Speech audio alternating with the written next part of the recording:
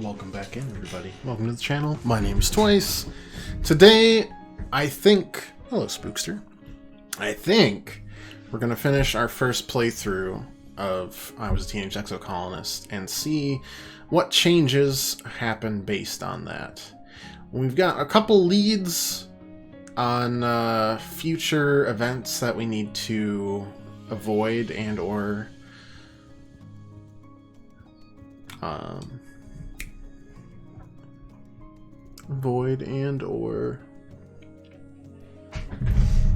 make happen, I guess. And we'll see how that goes. We stopped a terribly deadly plague from happening that was bioengineered to essentially wipe out all life on this planet outside of ourselves, which is a bad idea. It's bad plan.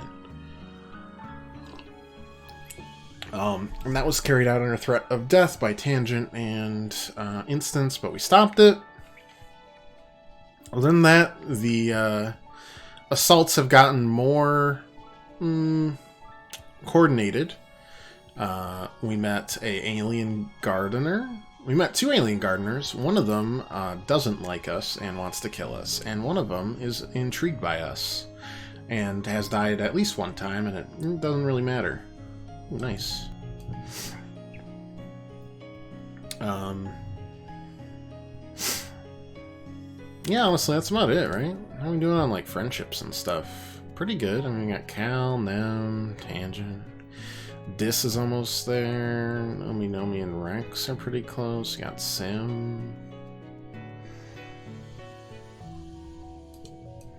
And Vase can, go die. Hugs. Alright. What are we thinking? We got Bravery to fill out, as well as some Toughness / Combat to get a second perk in that. I don't know. We are a year and 9 months away from the end of it. Perception and animals. Combat animals. Bravery and toughness. Yeah, that works out. I assume Nem is not going to do sports ball practice anymore. Dress for combat training. Oh, you're serious? Are we a little old for sports ball? She says, looking incredulous. I mean, it's fun and all. It doesn't mean anything. It's just a game. I'd rather be training for the Defense Force. She looks up and down. You should sign up, Solanasai. A lot of us old sports ball players did. She marches off down the hallway toward the garrison, leaving you to contemplate your choices in life. I'm alright with my choices. Yeah, we're gonna play that and like that and boomity boomity bam 65. Hey, we got our second bravery. Very good.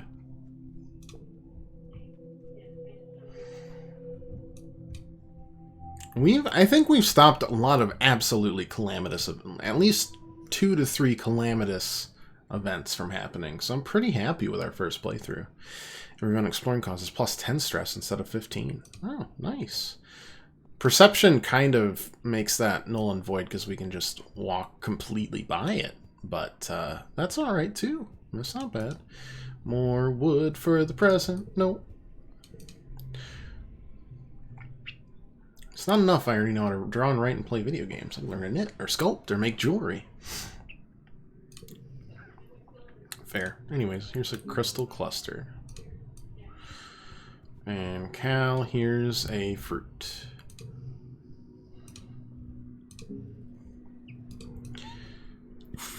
And Tange.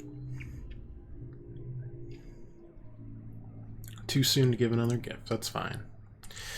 Not seen my brother in some time, Tange says. He certainly lives, otherwise expeditions would have raised an alarm. But myself, personally, I have no time to track him down and beg through penitent tears to be loved as a sister should be. If he wants to make amends, he knows where to find me. I'm not the one who's impossible to track down.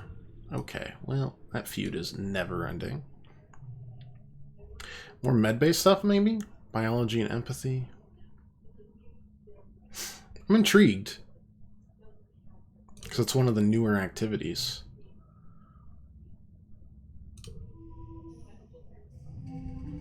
So we never know what we could get.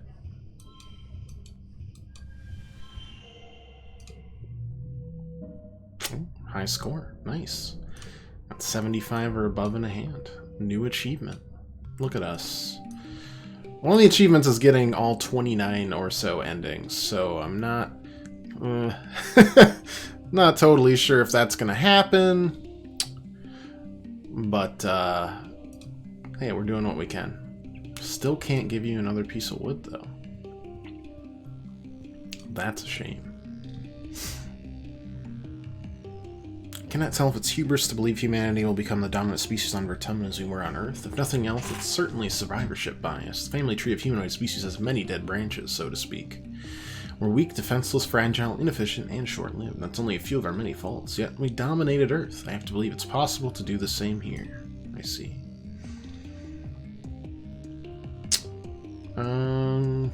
More toughness, combat kind of deal. Let's do some defense training, I guess.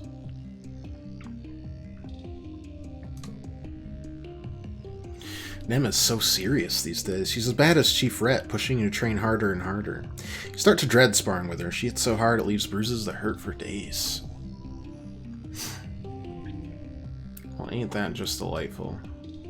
Like 4, 5, 6, 7, or something. I don't know. Yep, that was good. Oh no, I accidentally friendshiped with Vase. Ick. Disgusting. Gross.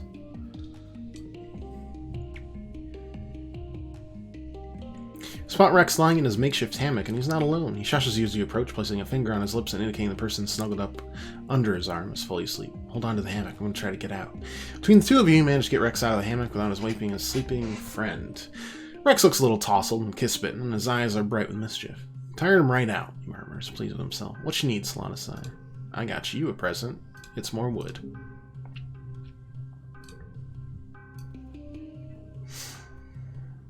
Mostly by accident, but hey, that's alright. Yeah, you learned to code, that's fine.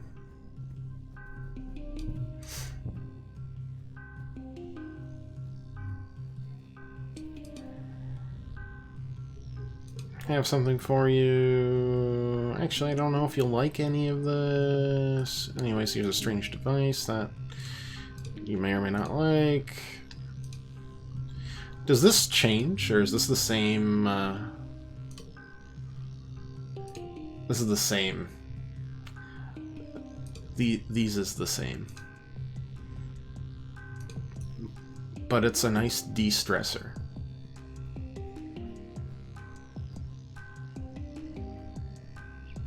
Oh, and we broke Nim's relationship up with the pretty toxic Vase, which, I mean, I think was a good idea.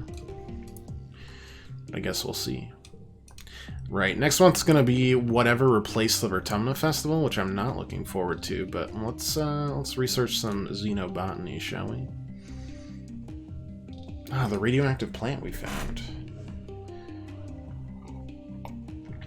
Poisoning isn't the killer we used to be on Earth. With medbeds, you can flush out deadly doses of radiation in a few hours. It can still make you really sick, though, and high enough dose could kill you before you've been able to reach a medbed. Yeah, I'm pretty confident. Ensuring Wonderkind. Take all the correct precautions, clear the area of anything that might be contaminated, wear a hazsuit, regularly check the radiation levels, and congruence on standby. Everything goes smoothly. The radioactive part of the plant is confined to the carpel of the flower, its reproductive organs, and the petals act as a radioactive shield to protect the rest of the plant. If you press the center of the flower, the petals close and block the radiation enough that the person can pass by without feeling sick. Neat. Should be able to do this next time you encounter this plant in the wild. Super cool.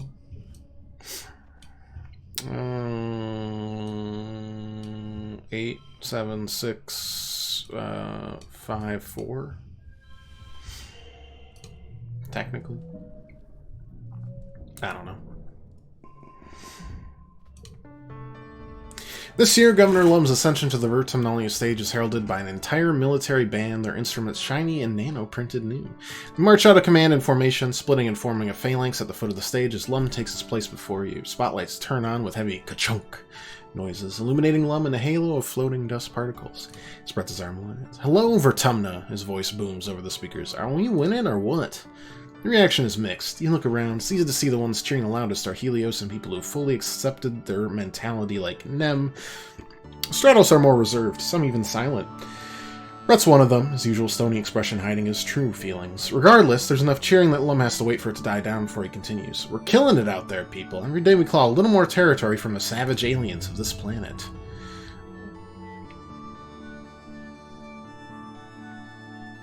A potato pawn arcs through the airlands with a broken splort at Lum's feet, splattering him with juice. You don't see her through it, but the faction from Geoponics is looking restless. They begin to jeer and stomp their feet. Lum continues on, raising his fist. "Those Xenos attacked us first, now they're learning. Don't mess with humankind." The crowd is now evenly split between cheering and booing. The Stratos are agitated, and you hear calls for things to return how they were, and how Lum and his soldiers are killing the planet. Even the council, lined up before the stage and facing the crowd, look conflicted. "Oh god, is my dad gonna get killed? Oh god. We left her to get away from this shit," your dad shouts. You turn to him in surprise. He rarely swears. "Now look at us. We're right back where we started, fighting each other on the planet. We brought it with us." Utopia hops on stage and routs her own hearspeak through the speakers. "He's lying," she yells bitterly. "This year we lost 2 surveyors in the swamp, Swirl and Queenie. Be alive today if Lum had something to clear out a manticore den for no good reason." Jams her finger against the governor's chest. "The only threat to our colony here is you."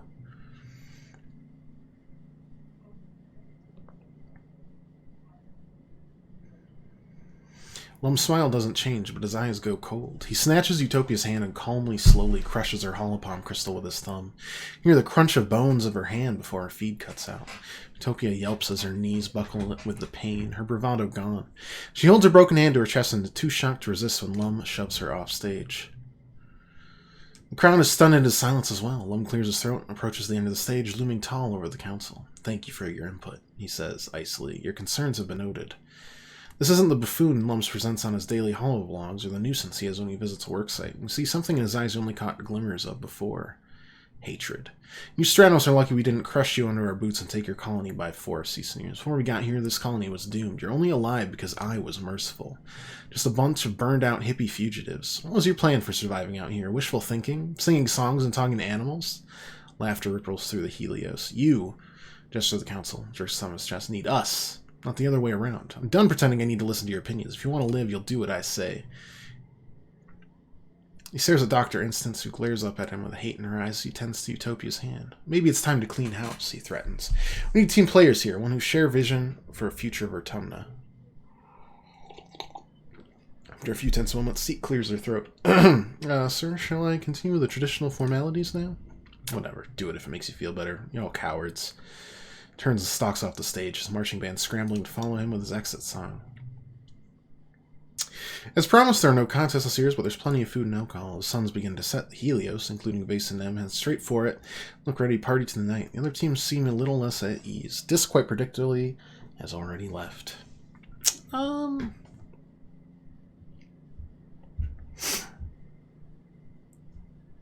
go see Dis.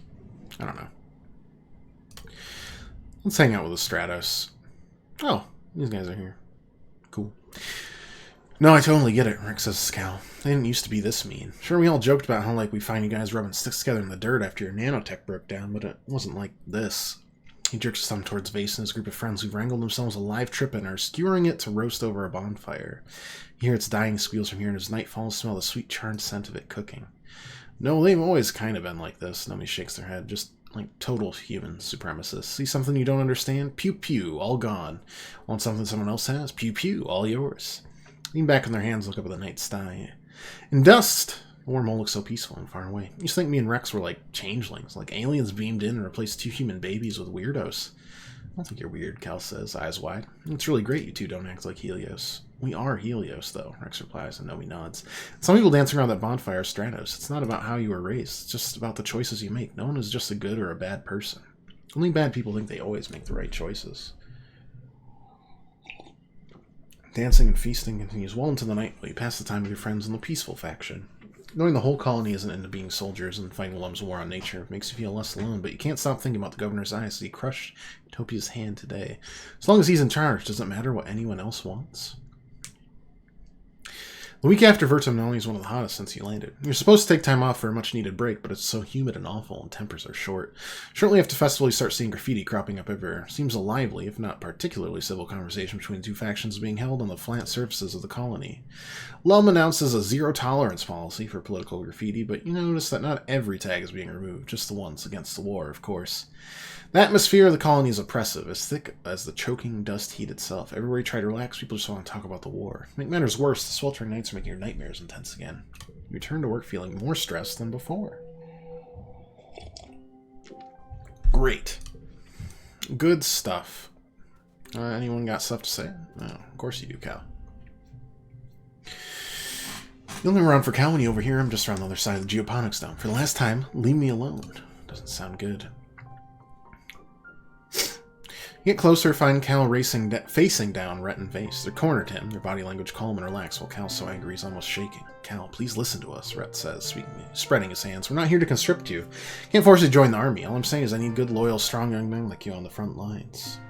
You're a good boy, Cal. I admire your passion for peace and your dedication to fighting for it, so I'm here asking you to help me protect the colony. Protecting the colony? Cal spits. That's such a lie. You're not protecting anything. You're slaughtering defenseless animals in their homes. It's disgusting. These is not the same. Hey. Takes a step forward with his fist raised. Show some respect. For who? Psychopaths like you? Cal squares up like he's ready to take the hit. Mace roars and looks like he's about to take a swing, but Rhett holds him back with one raised hand. Mace slinks back to Rhett's side, glowering at Cal. Tell you need a bit more time. I just wanted you to know my door's always open if get lost. Not interested. Never will be. All I can ask is you keep it in the back of your mind, Cal. When you come around, I'll be happy to talk about your options. With that, they leave. Vase gives you a scathing look as they pass. Cal sits down heavily on the sack of fertilizer he must have been carrying before Vase and Rhett cornered him. Leave me the first time, he mutters, his face in his hands. They're really dead set on getting me to join the hunting parties. I told him I don't want to kill anything, and Rhett was like, it's okay, you can just tell us how to kill them. Like that's any better. I wish they'd leave you alone. Me too. They have a really messed up idea of what it means to serve the colony. Like, who do they think grows their food? Ghosts? Man, this whole war is light speed stupid. Cal picks at a loose thread on the sack he's sitting on. Lum and his people come crashing in here and think they run the place because they have bombs and guns, and nobody stops to think like maybe we're actually the invasive species here.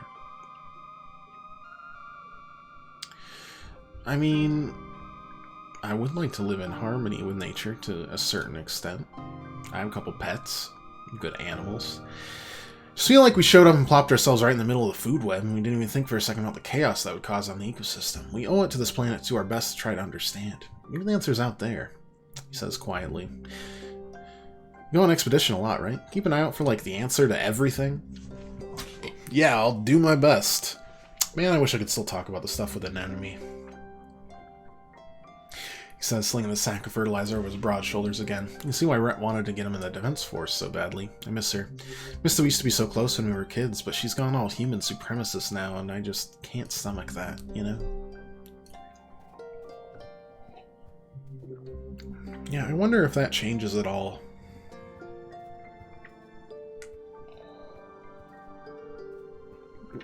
Nothing there.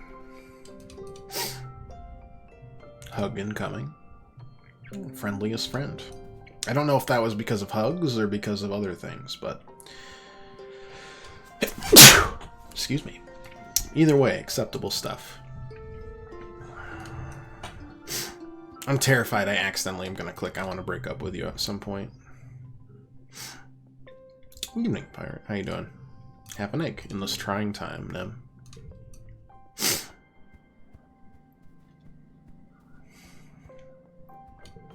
Good evening, pirate. You're walking through the colony when you see a blur of color and motion at the corner of your vision. Bang! Nomi collides with you in a catastrophe of flailing limbs and high-pitched squealing, sending you both sprawled to the ground. Oh my gosh, Nomi exclaims. They immediately get to their hands and knees beginning to collect papers that exploded out of their hands when I fell down. I'm so sorry. Sometimes brain is off doing its own thing and I don't watch where I'm running. Oh, God, I gotta eat breakfast even when you're late. Your enhancement isn't, Super agility, huh? Oh, that didn't help? I thought that was kind of a fun joke. They didn't like that. It's a complicated subject. I actually don't know what my genetic enhancement is, or even if I have one at all. My parents decided to lock my medical files when I was a baby because they had a wild idea. They wanted me to grow up without feeling like I had to be. Perfect. I think it's rude for parents to make that choice for their kids. It's not all it's cracked up to be. It's pretty cool, though.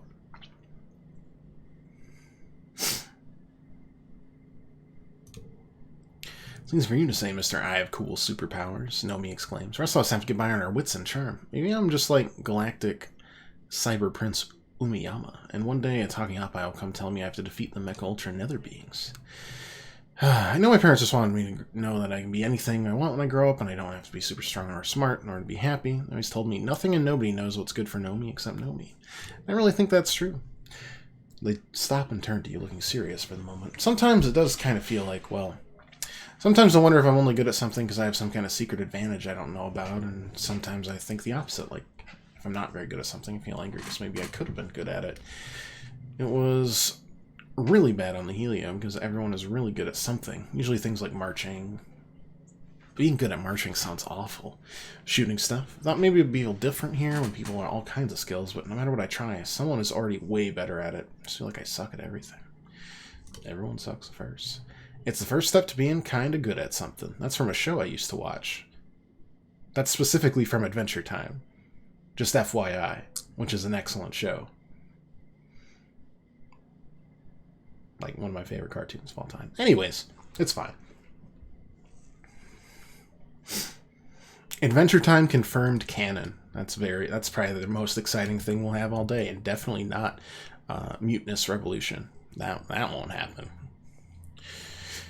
Had an interesting evening. The next door people broke up, and he took it like a real mature 30-year-old and smashed our shared front door, all the walls, fire alarm, and locking system, and electrics up. Wow. What a catch. I want to talk about us. We are just friends this time. Sorry, Rex. You sure? Because that's not what I got from when you kissed, but I guess that's how I want to play it. That's fine. But I like kissing people who want to kiss me back, so maybe we shouldn't do that again. I'm glad we talked about this. Nothing better than a boy and his dog, right? You have to agree. It's awkward to tell someone you don't like them that way, but you feel good about this one. Rex seems as genuinely happy as ever. It's good to have a friend like Rex. Okay.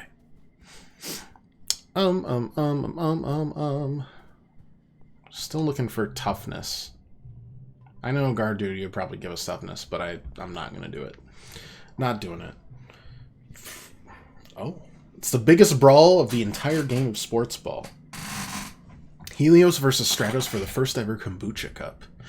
Managed to get a few Stratos kids from back for the big game. Nem even takes some time off from a grueling training regimen lured by the prospect of whooping some Helio, but stands are packed with spectators. Wish Calm could have been here to see it. Besides Nem, who should join your team?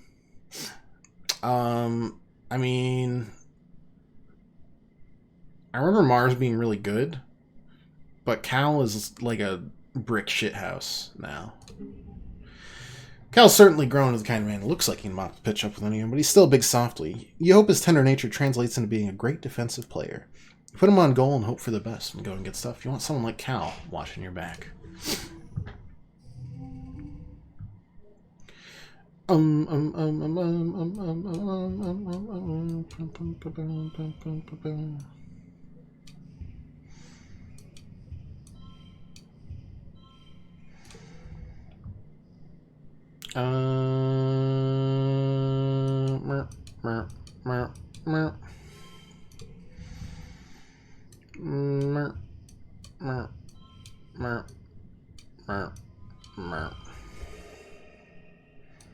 One second. Not even close. I don't really care. Got some toughness. Yes, there's no time for losing. You are the champions. You accept the Kombucha Cup on behalf of your team and immediately give it to Nem in honor of her brother. She tears up a little as you lift her up and parade her around the pitch and tries to hide it as tears of joy.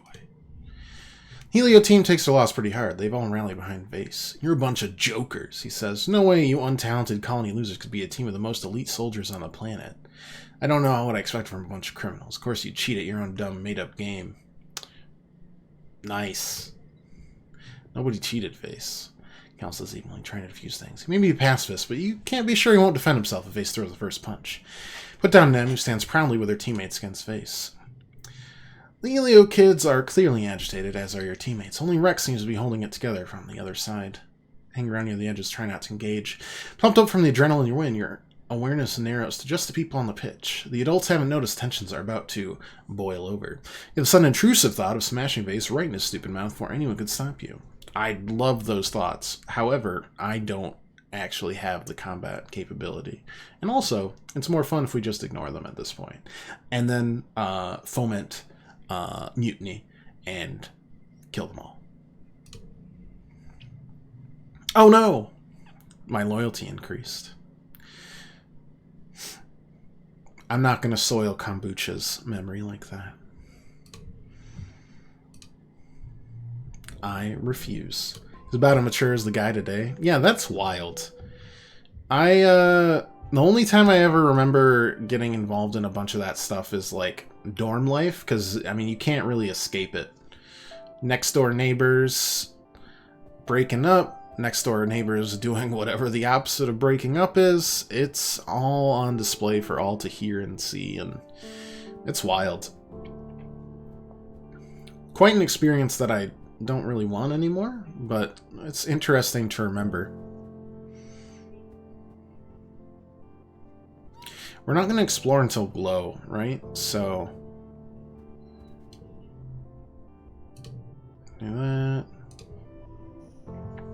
We want to get toughness and combat up next. Technically, by getting that up, we're even better than in blue, which is kind of wild, but that's okay. I'm thinking our next playthrough, we try to get really heavily involved in the government to try to get some behind-the-scenes stuff, and we go heavy on the yellow skills. That seems kind of interesting to me.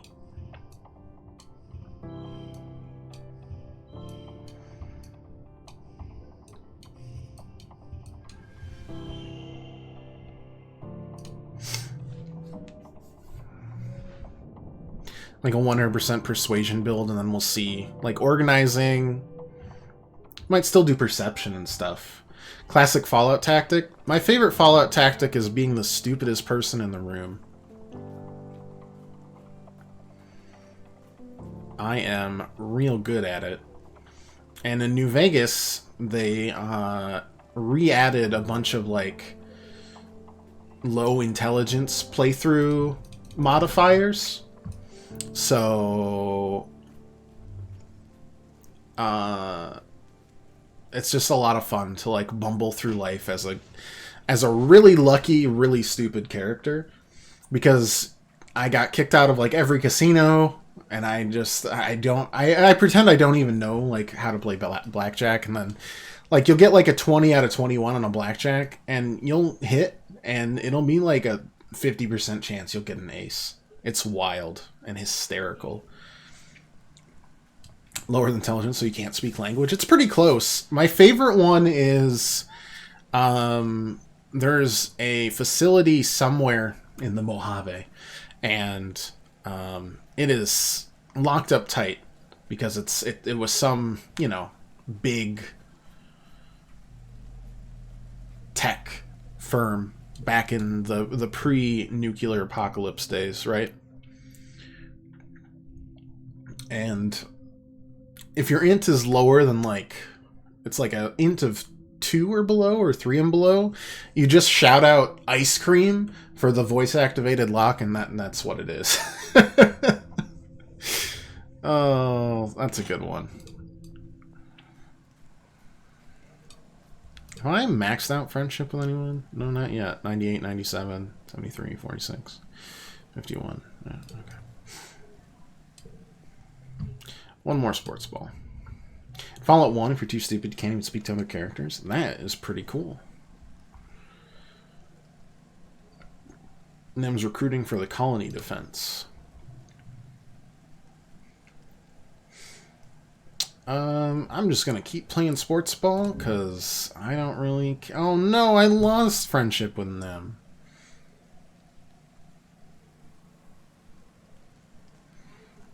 I mean, I'm not going to help you recruit small children.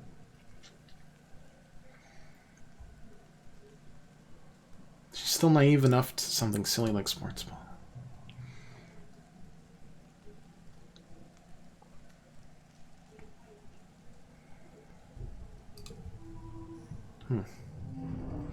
I need to do more Fallout 1 stuff. I've played a decent chunk of it, and I haven't, like, given up on it or anything, but... you know, it's interesting. Alright, toughness is there. We can upgrade basic cards in the garrison gym. Visit the gym. Oh, I don't have any. I don't have any basic cards. Oops. These are the only basic cards. I kind of. One second. I want to buy that card. Just one, and then I want to see. Discovering. Oh, that's interesting. You kind of like build it up over the course of the game. It's kind of fun. Yeah, the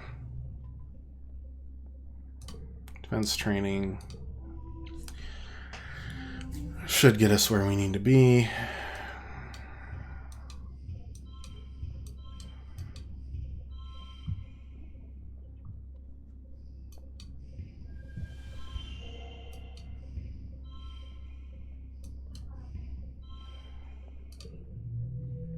I have no idea how to get the scores anymore. We're just doing what we can. Alright, there's combat. I mean, we're pretty much good. Bravery is the only one I can think. Bravery, organizing. Extra card draw. Cool. Fine by me. Anything else this month? Doesn't look like it. Let's relax this month then, because next month we gotta go exploring in the glow.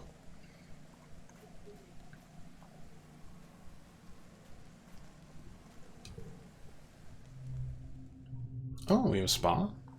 Oh, I can forget memories. Neat. They're all the same amount, though. Anyways, relaxing in the lounge. Rex and Cal are tripping out. I like that. I like that too. I don't need to forget.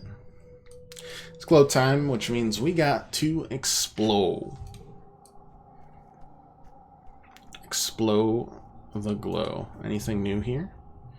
Can help you be a little comforted by the presence of soldiers. Perhaps we'll stand a better chance during their next attack. Yeah, maybe. Here's a flower. And we remember not to flirt, because she does not like it. Them and the jackass fully broke up now? Yes, even though they're standing right next to each other, they are broken up. We got an achievement that literally says it.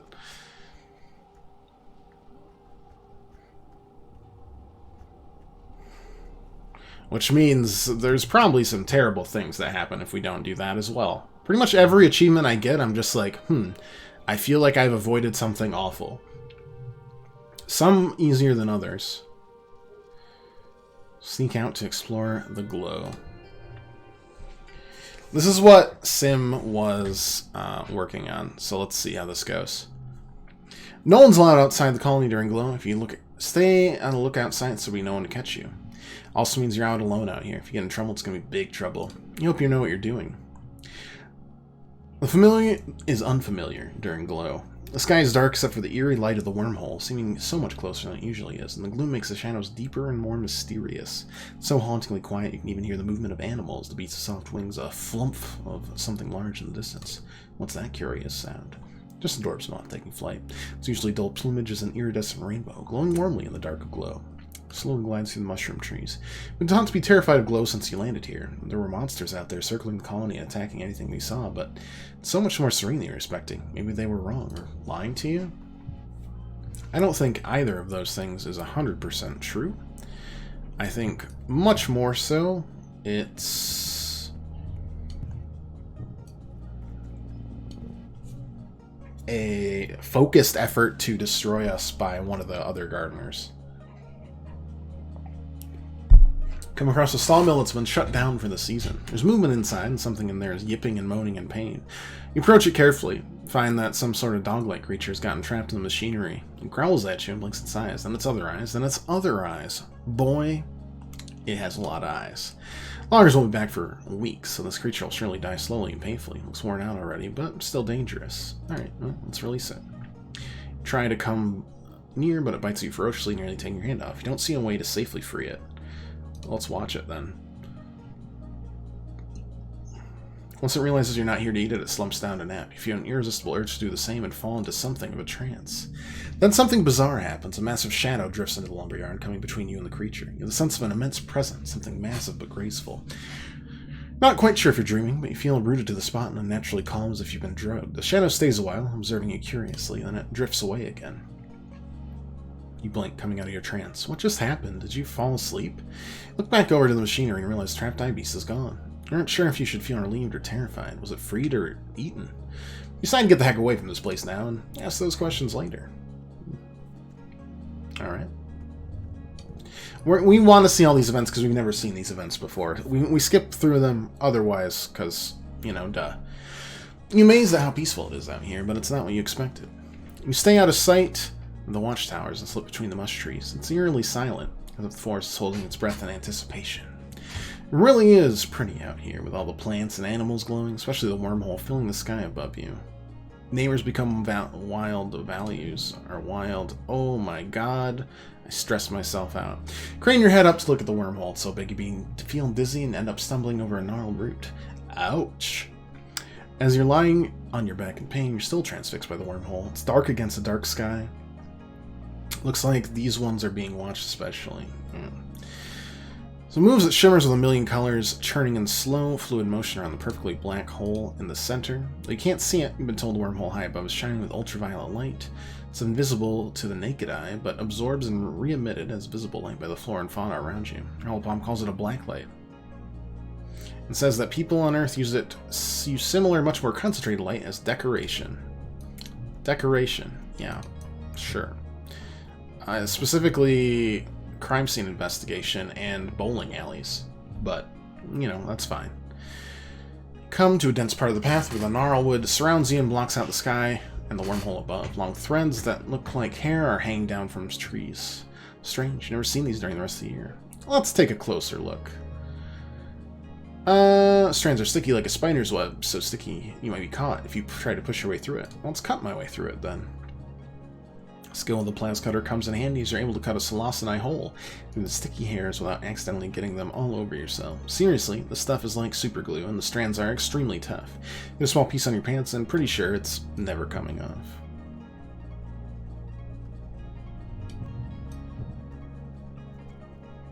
I saw Sim down here.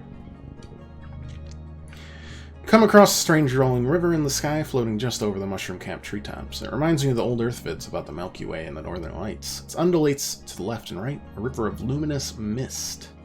Beneath it, a curtain of tiny glowing particles slowly rains into the forest below. Let's cross through it.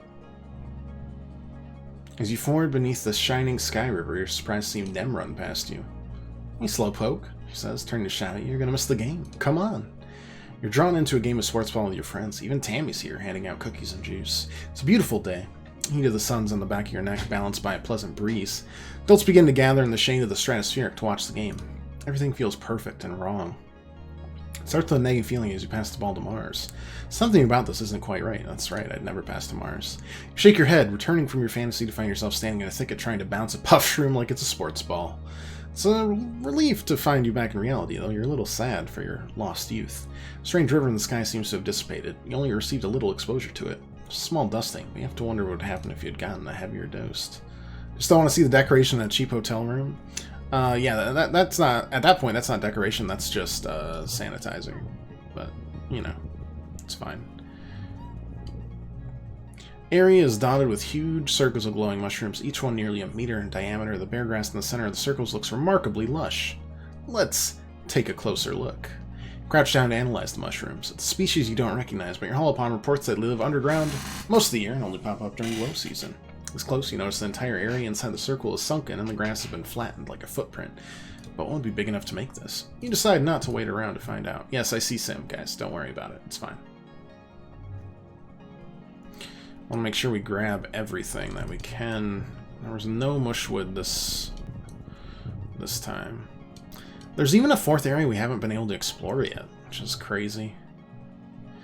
Crossing a section of wilderness here when the plants don't throw off as much luminescence as other parts. It's oppressively dark here. Use your polopalm as a flashlight, focusing... Oh, there's one other place that uses black lights, and they're all dead now, but roller skating rinks? I remember from my childhood. I heckin' love them. Beam your holopalm sweeps over a familiar form, a manticore. Your heart skips a beat at encountering this fearsome beast in the dark. Manticore isn't the deadly killer that call in these cautionary tales. It looks terrified. It backs up against a tree, cowering. Its eyes rolling in panic. Boo. Sure scared it. You did. Here's something absolutely enormous moving in the trees off to the right where the manticore was staring. It's a deep grinding sound like ancient trees rubbing together in the wind, except there's no wind. Laser tag. Laser tag, it's a way of life. You hear a single loud thump, then stillness again. You wait a full 20 minutes in complete silence. Gradually, the insect chirps and other noises of the forest return. The glow bugs drift lazily back into the air. You haven't even realized they were missing, as the entire jungle was holding its breath, too. Whatever it was seemed to have moved on. Alright, let's go talk to Sim, see what happens. Yep. See what happens. Shadows upon shadows move against each other and glow, wavering under the gloaming of the mush trees like ghosts. The forest is still as a creature breathing its last breath. You don't see Sim until you're practically on top of him. Hi, Sugarbug. He laughs, holding you by the shoulders. Miss me? Nearly didn't. There. I totally saw you there. Of course you did. You're practically made for this place. This is my favorite time of year, you know. Sim starts walking through the forest, his footsteps finding the path with ease. I get the sense that humans are afraid of it. Things do tend to attack us. That's true. Those attacks are not natural, as you may have guessed. Glow isn't dangerous at all. It's lovely. Glow is a time of healing, actually. Time for the creatures of this planet to go dormant and reflect on themselves and to strengthen connections with other life forms. Of course, the planet repels you, he adds, at raising his hand to stir a cloud of glowing spores drifting above your heads. You don't connect. You're like a burr lodged against its skin. I'm sure you have some questions for me, as usual, he says, his voice wry. Is Noctilucent the one attacking us? So you've met. My condolences. Their views are difficult to hold within myself, though I understand them implicitly. Noctilucent is responsible for invasive species management, so yes, repelling you falls under their domain. The most obvious method, as you notice, is the yearly attacks, though there are other more subtle methods to discourage growth. Plague and famine, for example. It doesn't need to be this way, he sighs. Well, that is enough for now. Trees have ears, you know. I actually have more questions, though.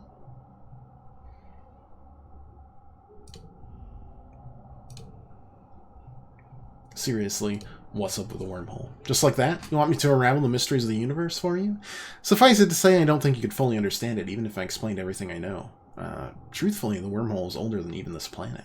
It operates on a level of space and time that are beyond even my comprehension. The universe is impossibly vast and unknowable. Sure, you've already noticed it's related to your foresight, yes? He asks, and you nod. Your dreams, if that's what they are, always seem to get worse and wet and glow when the wormhole is close to the planet. Many individuals such as yourself are sensitive to a wormhole's effect of time and space, fluctuations and eddies in the normal linear flow of reality. Think of it like an echo, only not your own. Think of it as if a version of yourself stood in the spot and shouted, then moved forward in time before hearing his own voice return. You can hear those echoes. Choices that person made and events he experienced may not come to pass for yourself. I'm not the only one. No, though you may be the only human. We gardeners have lived under this wormhole for thousands of years, he adds. Some of us have developed a sensitivity to it as well. We use it to guide us in tending the planet. Well, that's enough for now. The trees have ears, you know. Okay. I would say, somewhat unsurprisingly, we haven't been given a path to go forward here, but we are learning. We're learning. This is going to be a bad attack. I can't imagine this year is going to be very good either. You're heading to bed when the sirens begin to wail, heralding the beginning of the yearly xenofauna attack. Outside your window, you see the soldiers begin to form up. This year, Nem is heading up her own squad. You see her red hair bobbing along with others who rush to defend the walls. Let's rush after her. Someone hands you a plasma rifle, you join her squad on the walls. You stand shoulder to shoulder with Nem and watch the Xenos mass on the far side of the fire break. Look at them all, she says darkly. They just keep coming more and more every year. What are they even waiting for? Why don't they just attack already? She shoots a look at the rest of her squad, all of them Helios. Mostly young adults like you. What is their politics if you don't go to the fight? That's what I'm wondering, which I think would be interesting. Plus all the... We know that there's like a past life dialogue tree because we got it once with this. So I get over with, you know. You see them learn to march before they could walk. I want to prove I can handle myself as well as they can. She stenciled the name Kombucha on her plas rifle. Lowing of the forest draws your attention. The wall of animals is approaching in eerie unison, their footsteps drumming a rumbling tattoo across the ground. Okay. Here goes. The animals approach the wall at a steady pace, but stop short of the walls. Instead, they mill around outside the colony near the garrison. In the eerie silence, you hear the sudden crackle of plas rifle fire, and a flying creature falls to the ground. You hear Rhett from his post on the walls telling his squad to hold their fire. His voice rings through the still, expectant air. The Xenos are just standing there. Then, an explosion rocks through the colony, the shockwave hitting you like a physical blow, then the heat right after like walking into a wall of fire. You're pelted with debris raining down from the sky. A column of smoke billows from a burning section of wall near the garrison. From the thick belt of shock that ripples through the colony, you can't imagine it was on purpose. Those assholes. They knew our weakest point. How? I mean, at this point, you have to realize it's not just animals.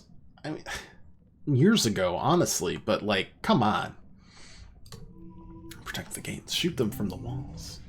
Like, that doesn't happen. You know? It doesn't happen. That's funny. Zap causing issues again? Maybe. That felt more like a...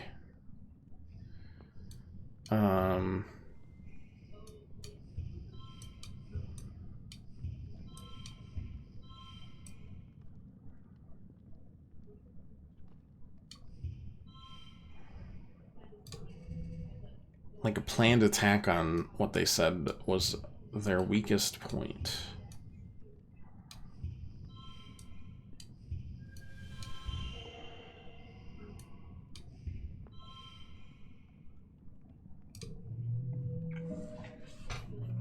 Either way.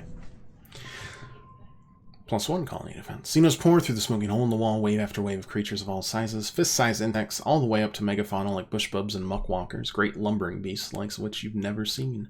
Largest ones soak up the gunfire, smash through the defenders on the ground, while the smaller, faster creatures make for the ship and Dioponics domes. As your squad is getting in the rhythm of defense, Lum storms up the steps. You can see the whites around his furious eyes as he grabs both you and Nem by your shirt fronts, almost hauling you off your feet. Which one of you did it? Which one of you set the bomb? He growls. Oh, it wasn't us. Clutching Lum's forearm. Lum releases you with a snarl. It has to be an inside job. Someone with access to the garrison. One of you strato-colonists. You're all traitors to humanity. He spits. He looks burned, possibly badly. Parts of the uniform are still smoldering. I wonder if he and his squad were near the explosion, if people are dead because of it. Give me command of your squad, he orders. I'm taking them down to the courtyard to engage the enemy directly. I took a chance on you, an enemy. But you can't be trusted, just like the rest of them. My squad? She looks conflicted. Lum is the governor and outranks her as a soldier, but he's Lum. His plan is bound to be dangerous or even suicidal. The rest of the squad are Helio-born, but they're also just teenagers like you. Don't you need us up here, supporting defenders from the walls? Let's ask the security chief. For some reason, that was the right thing to say. Might need us. Let me check. Lum nods her forward. Nem steps away to confer with Rhett. He says you can't order a bunch of kids in the worst part of the fighting just because you think it'll look cool, she repeats. He wants us to stay on the walls. Lum throws his hands in the air in disgust. He's in on it too, he exclaims. We planned this mutiny together. You're all getting put on a firing squad when this is over. This spurs your Helio squad mates into action. They abandon Nem and follow the governor down into the courtyard below. Yeah, sucks to support this guy, huh? You think he said it?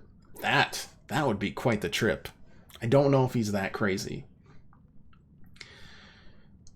Front range support for those fighting below. I think I mean, this, right? This, maybe? Or it wasn't an inside job at all. And it was... I mean, we know that the mind behind them is smart and legitimate. And whatever is noctiluminescent BS. Air's thick with smoke and chaos. When it clears, you can tell that against all odds, defenders have regained the upper hand. The courtyard is littered with bodies. Human and Xeno both. In the distance, you can see the geoponics domes are shattered and part of command is on fire. He's got the fungus. It's not the fungus. The fungus is fine. This ain't no Last of Us. We cured that shit. Geoponics domes are shattered. Part of command is on fire. The colony was staggered by the explosion. The attack from within. Quiet following the battle, the colony comes out of hide and gather in the courtyard, surveying the damage. Lum is on the warpath. I'll find who did it. I'll have their goddamn head, he yells. I want every single strato lined up in question. Those were all our explosives. I want to know who set that goddamn bomb.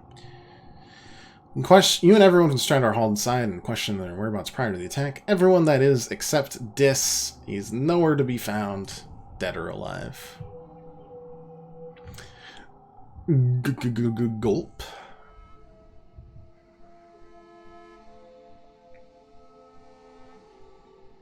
Tangent, 99, 98. We need to get 100 just because. Lots of bravery, some empathy. Last year, probably. I don't officially know. But they said 10 years, so I don't see why. You've rarely seen him happier than up to his elbows in rich brown dirt. Hey, Gooseberry, he says, scrunching his nose at you instead of waving. Here to give your old man a hand? I can use one. You got 2 hands right there, bud. Find Cal behind the garden shed, kneeling down, peering under a taped-up old watering bot. Shushes you, just come look under the tarp. 6 four-eyed hop kittens blink up at you, eerily out of sync.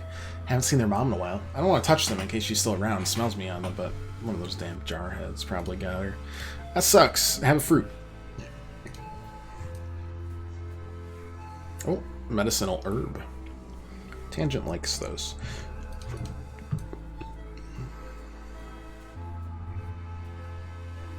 I'm just trying to survive the whole 10 years at this point. I don't actually know if our character can get killed. I do want to explore and go find Dis. That's probably what we'll do now, once we're done talking with everyone. I got something for you. It's an egg. You are maxed out.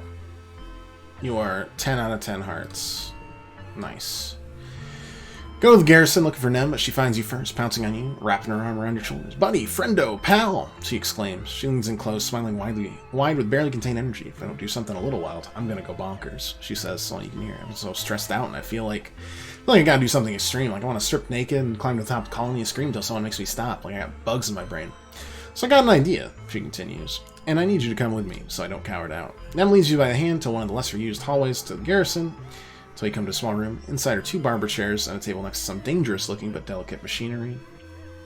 Stout woman with a buzz cut looks up from reading something on her holopad. What's up, enemy? Need that side shave freshened up already? No, I want a tattoo, she says. Can you do that? The woman gestures to dismiss her holopad and pulls out a thick book from behind the counter. You and Nem crowd around it, marveling at the sight of real paper as it falls open to display a selection of tattoo designs. Used to be the only thing I do here, buzz cuts and military tattoos and hair dye for that Nomi kid, but since we landed here, you haven't been the only person who come looking for a little something more artistic. Take a look at this and see what I can do. You and Nem flip through the pages reverently. I was thinking, she says quietly, I want something that reminds me Rotumna is my home and everyone here is my people. To remind me why I fight. I want something to link me to you, she says. She sees you smile, uncharacteristically shy, looking away as her cheeks turn red. Everyone here, you're the person who means the most to me. Now wait, you should get matching tattoos. Come on, what do you think? That sounds like a terrible idea. Hell yeah. What would she get? What? Stratospheric logo surrounded by knives. Each other's names. Too personal. Mushrooms growing out of a human skull. 2 Last of Us. Suns representing the twin sons of Rotumna. That's pretty good. Hell yeah. That's perfect. Let's do it. Yeah! You sit down in the tattoo chair and bare your right arm. The tattoo artist / barber transfers the design onto your skin, fires up the machine, which buzzes alarming. You and then look at it wide-eyed. Guess you kids never seen Earth Tech, huh? She says, preparing the gun. Tattooing is one of the oldest human arts. There's not much holograms or implicators can improve on it. Stuff I do here reminds us even when we're out here amongst the stars, we're still just meat with thoughts. Let's tough our way through it.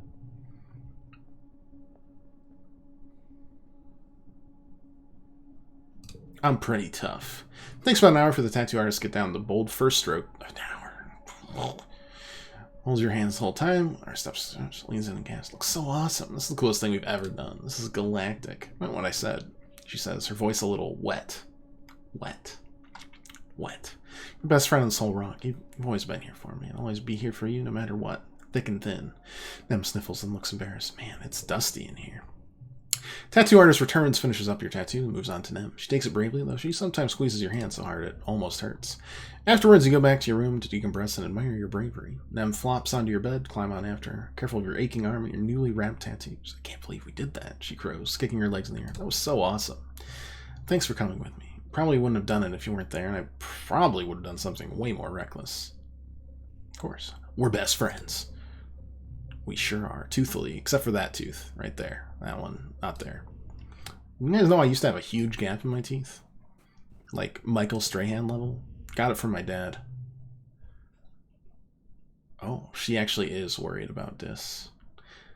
She quickly blots the corners of her eyes and sniffles. What is it? You heard from Dis? Mm-hmm. Here, I have something for you. It's medicinal roots. This is interesting. Yeah. We got that. Alright. Maxed out friendship with Tangent. Tangent's working late in the lab this evening, as usual. What's unusual, though, is the smile that brightens her face when she looks up from her microscope and sees you. Slansai. Oh, I'm glad you're here. I was just... No, actually, why don't you come over here and see for yourself? Look at the shape of the spores. I've only seen this once before, when we were studying the shimmer fungus, but this fungus isn't any of the ones we've identified as capable of spreading the shimmer.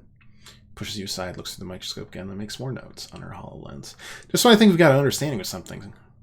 This could change everything. If more species are capable of spreading the spores, the shimmer response is more widespread than we previously thought. Possibly even a planet-wide phenomenon. Because it's a new species, I get to submit a suggestion for its name. What do you think? Should I name it after you? I mean, I'd be honored. I'm a pretty fun guy. Tangent smiles, inputs your name into her hollow eye. With a slight gesture of her hand, Tangent's hollow eye turns off. She sighs and rubs her thumb and index finger over her eyes. It's even later than usual for me. Like, I don't like that, yeah. I was like, hey. Time to pack up, get going before the sanitation team arrives in the morning. Seems that even I'm tired. Help her pack up her workstation. She turns off the lights, one last fond look on her laboratory. You and Tangent take the long way through the colony, walking in companionable silence towards the general direction of the living quarters. Come to enjoy these walks with Tangent, moving like twin spirits through a sleeping world. Actually, let's not go straight back. I want to stay out a little longer. You and Tangent climb onto the walls where the wind coming from the forest is stronger, and keep walking. The wilderness is dark and impenetrable past the defensive perimeter. Tangent keeps you on the outside edge subconsciously, or possibly consciously, putting you between her and it. Hey, think about what's out there. Predators, dangers, diseases, she says quietly. All the monsters that have terrified humanity since the dawn of time are right outside these walls. It's not so bad out there. All the same, I think I've finally come to appreciate it for what it is. Opportunity. How many scientists have truly been afforded this freedom of discovery? A seemingly limitless buffet of knowledge. Tangent looks towards the wilderness and smiles wistfully. Rotumno is full of dangers, yes, but I find myself also feeling a curious sense of wonder. Awe, perhaps. Slamasai, are you happy here? She winces and bites her lip. No, I don't mean happy, precisely. Happiness is irrelevant to a survival situation. What I mean is, do you imagine a future here, one that would have been chosen for yourself, should you have been given the option? Are you fulfilled? You know, doing my best. Oh, I envy your clarity of vision. Honestly, I despise the physical realities of living here. The smell, the cramped quarters, the constant threat of attack, of disease. Everyone's meaningless interpersonal squabbles amplified by proximity and stress. I can feel them weighing me down. She laughs humorlessly.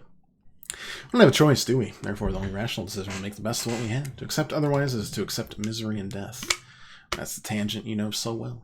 Trust her to stay logical and focused no matter what chaos tomorrow might bring. What's wrong? I don't like being in my quarters. Reminds me my brother's gone and we never... You want a hug? Yes, I do actually. You enfold Tange in a gentle hug. After a few seconds of stunned inaction, Tange wraps her arms limply around you as well. You spread your hands wide, hold her more tightly, trying to manifest the right kind of comforting energy to resonate through Tange's shields. Either you manage or she simply we learned from Rex. We got good hugs. This is where I talk about how physical touch encourages the production of oxytocin, which is a bonding hormone that imparts feelings of calm and security. I know you know that, though, so I'll simply say this is nice. Thank you. I'm aware I'm not the easiest person to befriend, she admits. Among my many admirable qualities, I'm often cold, brusque, and tactless. I owe you my thanks for taking this time to see through that. I don't know why you would bother, but I'm grateful. You don't have to be alone tonight. I'd like that. Thank you, she says, defeated. You retire back to Tange's quarters, a largely sterile sleeping room with few human touches, save for a few neglected plants and a ratty blanket recognized as the kind Chief Steward Anne used to knit by hand for every kid. Physical photo of Tange and Instance posed awkwardly together, as if they'd been working on something and told to take a break to smile for the camera.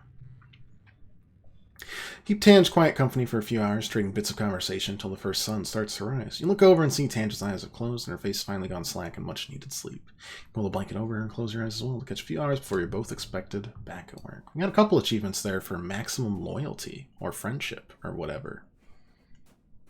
Pretty neat. Pretty cool. Let's look at that. Yeah, I used to have a giant gap in my teeth that just pushed together because I have way too many teeth in my mouth. Like 4 extra teeth. Supply depot, anything new there? Nope. Notice board, good. Rating orange. I think these guys are all going to get executed at some point soon, but it's fine. All is well. All is good. Let's go on an expedition to try and find Dis, shall we? Still not got your wisdom teeth in? You're in your 30s? Oh, what? They're there, right? Or did you just never have them? Period. Okay. I mean, we're just going to explore everywhere until we find them. We don't need to do any events. We'll collect some wood for Rex's bar that may or may not have a possible end game here. Sim's there. That's cool. I like to see Sim. Sim doesn't have anything to talk about, though, which we don't like to see. Have them just not come through. I mean, I guess if they're not coming through, you don't really need to ever get them. I mean, it wasn't bad. People talk about, like... I mean, there's dry socket and stuff, but just get a good oral surgeon and it's like nothing ever happens. Unless your dad tries to convince you that... just do it's beautiful, de-stress, go home, because Sim doesn't have anything to actually say there. The investigation of the bombing during the Glow attack continues all month. Governor Lum and his goons can't find a way to pin it on any of the Stratos, and over time people come to accept that Dis was probably the culprit. The rumor doesn't make anyone feel better, and does take the heat off the others, including yourself. As usual for this time of year, dreams have been more vibrant and invasive. You have trouble distinguishing dream from reality during the day, and you dread falling asleep at night. How'd that hop-eye get into your bedroom? Let's follow it. Chase down a balcony door and find yourself on a thickly wooded path, the mushwood pressing in close on every side. The light is weird here, pink and glittering, casting teal shadows. Hop-eye disappears down a hole in the ground without thinking. You dive after it, squeezing your shoulders to fit through. You tumble into a cave, beautiful and surreal, shimmering with a light that seems to come from within. Take a step forward, granules of pink sand crunch underfoot. Oh, I want to visit a cottage. That's cool. This is here. It's his home, you think. He's hunched over a woodworking bench and looks up as you call his name. You realize with alarm he's working on himself, as if he's part tree. He waves at you with a hand that ends in small blossoming branches. As unsettled, you hurry onwards through a door at the rear of the cabin. Too late, you realize. The door opens into empty air and you tumble. You land hard on solid ground, your breath whooshing from you. It's hot here. Impossibly hot. Twin suns beat down on you, burning your skin on contact, and the air is almost painful to breathe. All directions stretches a barren wasteland of dead trees, like bones puncturing the dry skin of the planet. You rise from the dusty, cracked earth, begin to walk, stumbling over the bones of unknown creatures. You don't know where you're walking, only that the horizon doesn't change. The red sky just stretches overhead like a great bowl of heat pressing down on you. Great roar shakes you, and you turn to see a chimeric nightmare. A manticore, but with Governor Lum's face. Oh, that's great. We, primeval forests felling. We, the river stemming. Oh, yeah, we were talking about that. Yeah. I will stand to face it. Plant your legs and refuse to look away from the beast. With the yellow from behind you, Mars appears and swings a sword made of light at the Lum Abomination. Oh, good for you, Mars. Its head rolls across the dirt, but it continues to speak. Oof. You stumble forwards in a dark, glowing forest. Blessedly cool air brushes your cheeks, thick with moisture, making your face wet as if you've been crying. The path wends upwards, flanked by humanoid figures carrying candles. Some wearing robes, some armor, some lab coats, and envirosuits in formal wear. Some are elderly, some barely 10 years old. All turn to look at you, and you realize with a jolt, they're you. Every single one of them is you. You see yourself reflected in their eyes as they gaze upon you dispassionately, a line of possibilities stretching out as far as you can see. The Hawkeye crouches between the ranks, gazes solemnly as you pass. You walk steadily upward, feeling their unflinching gaze following you. Overhead, the wormhole hangs in the sky like an overripe fruit, bending the heavy branch of space and time towards you. You stretch your hand out, seeking. You wake up. I've gained insomnia. Oh, that's cool. Milky, quiet sunlight pours through your window, flakes of bromide snow piling against the glass. It's your birthday. You're 19 years old. Only one more year as a teenager. Yeah, I didn't ask for that. That's like gaining depression. Or anxiety. No fair. I already had that. Okay, cow, you're good. Okay, that's Vase far away. That's cool. Rex working hard or hardly working? Yeah. Anyways, here's that. To work on the bar. I don't know if we'll finish the bar in time, but we'll keep on hugging. Know me. You like crystals. We got a lot of them.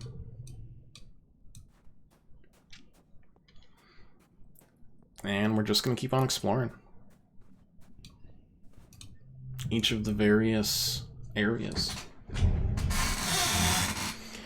Yeah, I didn't realize my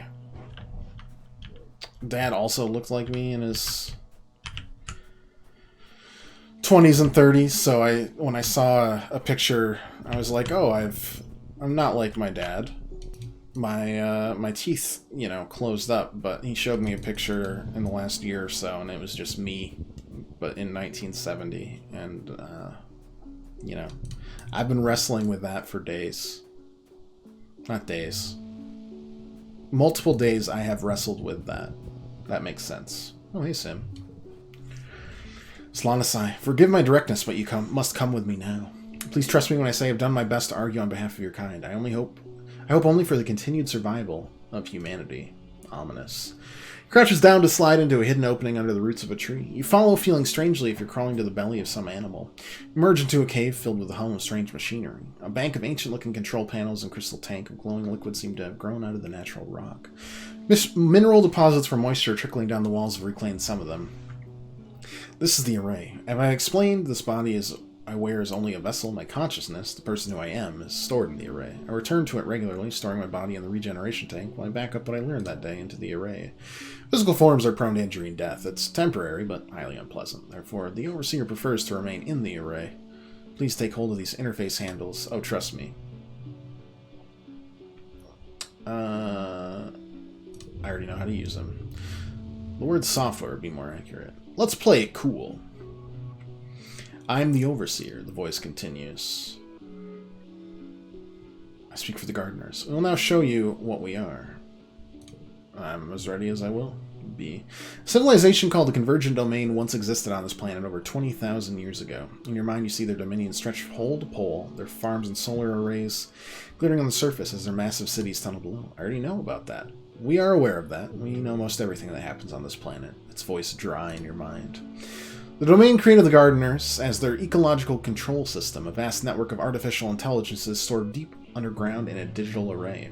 Self-propagating control towers and cloning stations were seeded, allowing a gardener to program to take biological forms, downloading a copy of its consciousness into a host body created to suit the task at hand. This body created to suit the task of befriending you. Under the direction of the Convergent Domain, gardeners controlled the weather, acidity of the soil, cultivated species, and the rapidly shrinking wild areas of the planet. The Overseer doesn't quite sigh, but you get the impression it would. Over time, the Domain nearly destroyed this planet. Too many of them? Correct. They could not stop multiplying with a pride and compulsion that can only come from evolutionary drive. They paved this planet's surface with solar panels to run their massive underground cities. There are millions of them, billions, tens of billions. Too many for the planet to sustain. The last directive the gardeners were given by their domain was to repair the planet's destroyed ecosystem. Gardeners tried, but it was too late. When the crops failed and the atmosphere became too thick for sunlight to pierce, the conversion domain perished by the billions. The last survivors took to the sky in colony ships and never returned. Tried to imagine a tragedy on this scale, but it's just too enormous, too abstract to wrap your head around. Overseer continues relentlessly. Over the millennia, the gardeners took their task seriously. It takes little effort to render a planet inhospitable, but significant dedication to restore it. Under the guidance of the gardeners and the final directive of the convergent domain, nature at last reclaimed the barren planet. The garden existed in perfect balance, and now your species has invaded it. Yeah, well, we had nowhere else to go. Your kind had the option to stay where they were. Overseer replies, the tone of its thoughts darkening. Do you think we have empathy for the convergent domain who fled on colony ships? The ones who selfishly refused to give their bodies back to the planet they destroyed with their pride? You chose to come here, and you continue to stay here. You could instead choose to die. You shudder involuntarily. Some vertumnant species have a technique of future sight, which gardeners harness to catch glimpses into the web of timelines. We see that you possess this technique too, alone in your kind. We have foreseen that humans pose a great danger to this planet. You are a monoculture, an invasive species. You throw our hard-won balance in disarray. Since arriving, you have shown nothing but a willingness to consume the planet's resources and replace them with more humans.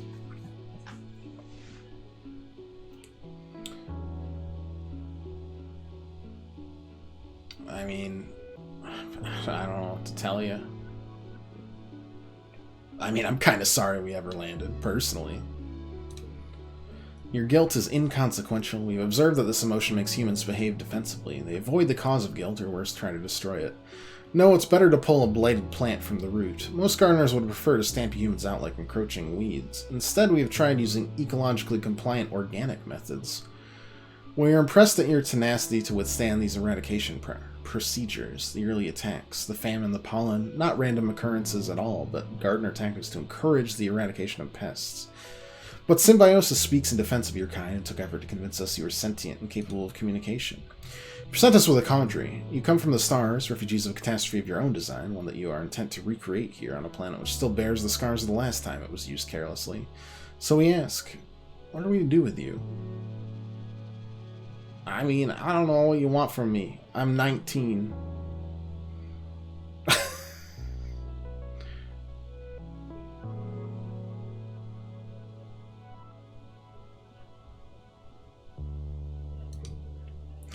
All of humanity are children to our eyes. By your own logic, a child must submit to the guidance of those who are better suited to make these decisions. There's silence in here. I mean, I don't think anything was going to convince him. You only hear the sound of water trickling down the cave walls and the gentle hum of the machines. Eventually, the Overseer speaks in your mind one last time. For now, you may leave freely. We'll consider this quandary and be monitoring you and the other humans. There you have it. That's my boss. Your boss needs to get out more. Sim huffs like he's afraid to laugh. He walks over and runs his hand over the councils. And now you know how to connect to the array, but you should not come here unless I'm with you. When you interface with the array, you hold everything we are in your hands. It took a great deal of negotiating to convince my fellow gardeners to trust you with this power. Please do not prove this trust mistaken. I mean, I won't, probably. Oh, Overseer wants to speak to me again. Great. That was about 5 seconds. We've thought over our conversation. You feel the Overseer in your mind. We consider that symbiosis may be corrupt in need of reabsorption, but his affection for your species is genuine, so we've been offered to make you. Humans wield godlike powers but lack the capacity to understand the consequences of their actions. You have no connection to the land you claim beyond the short, brutal window of your own consciousness.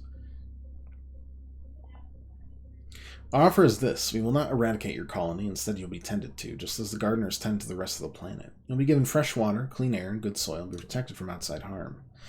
In exchange, humans will stay within their colony and limit their population growth so as to maintain the balance in the habitat. You will not leave this territory to procure more resources. You will cease all hunting, logging, expansion outside the valley. I mean, again, you're not like a human nature reserve? More or less. You're a curiosity to us as well as a sentient species.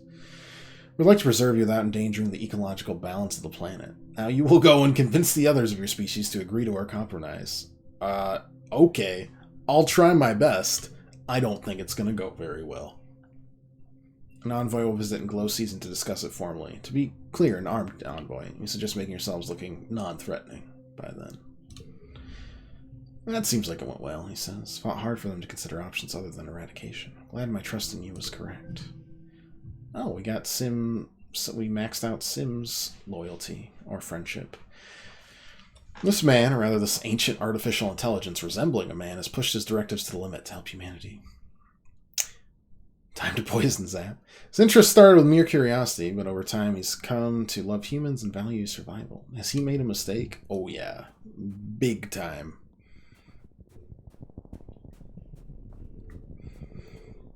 I feel like I've accidentally done the diplomatic route.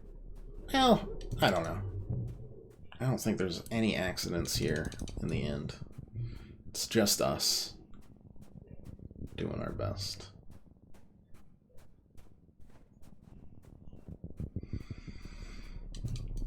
But I do appreciate the, you're just talking to a 19-year-old, right?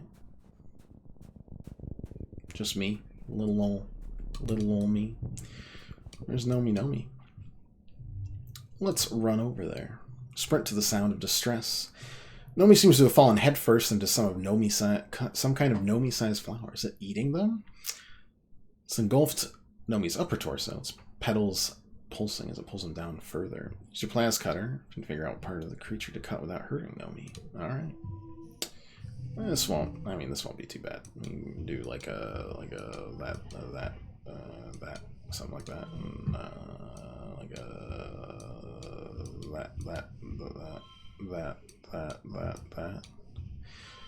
and like zippity zop zoop zongerific zam. Could have gotten 81 points there. Doesn't matter. Delicately slice the lyre flower at the underside of the base of the flower, which I guess is the creature's neck. Close looks a little more reptilian than plant-like. Just a little nick and the creature coughs and convulses. Ugh, yuck. My outfit, stupid flower. Nomi stops, shakes her fist at the flower, which lurches away on a fat, snake-like body. Okay, sure.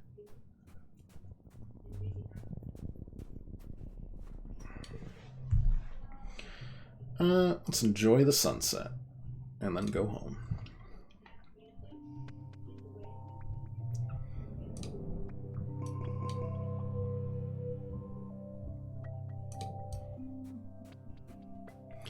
I don't know how to say hey, sorry, but the immortal overlords of this planet have decided to make us into a nature reserve. I don't know I don't know the argument to really quell that. Do I even have an option to do so at this point? Is another question. We do.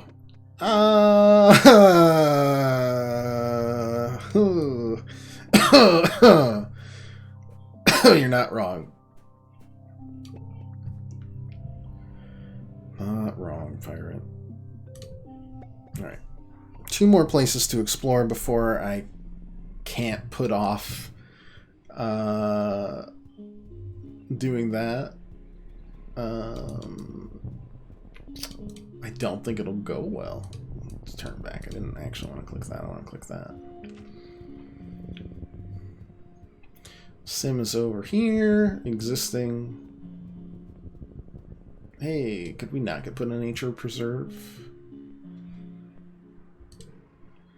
My hunch is correct. We found a depression. That looks just like the Overseer's array. The vat in the corner, emitting a soft organic glow, and another computer panel slowly being reclaimed by the rock wall. It's not hard to assume this planet is lousy with rooms just like this one, where Sim and other gardeners can rest and respawn if needed. This one, however, is not empty. You enter to find Sim, who is aptly so naked as the day he was born. Stepping out of the regeneration vat, clad only in strands of bioluminescing goo that slide down his long limbs and patter the ground. Sim's backs to you, treating you to a glimpse of skin usually hidden under layers of tattered dark fabric, the knobs of his spine and shoulder blades visible under inhuman musculature. Looks unusually delicate and vulnerable. He reaches up and gently wrings out his thick hair, humming a song you recognize from the Hollow Archives. Oh, Salamasai. And see you come in. So sorry to bother you. Still bother if it does not bother you. Now that we know the truth about the gardeners, now that you know the truth about the gardeners, we can be far more free with our words. I have very few secrets from you now. You can come take a closer look if you'd like. Closer look at the vat, I mean. You walk over and check out the vat. Air gets noticeably warmer the closer you get, like sunlight on your face, and there's a faint organic smell. It's not unpleasant. The vat itself looks like something you'd find in engineering, but seems to be constructed entirely out of natural materials. Spongy-looking fungal growths, mineral deposits, and pulsating vine-like umbilicals. Touch it, it's not dangerous.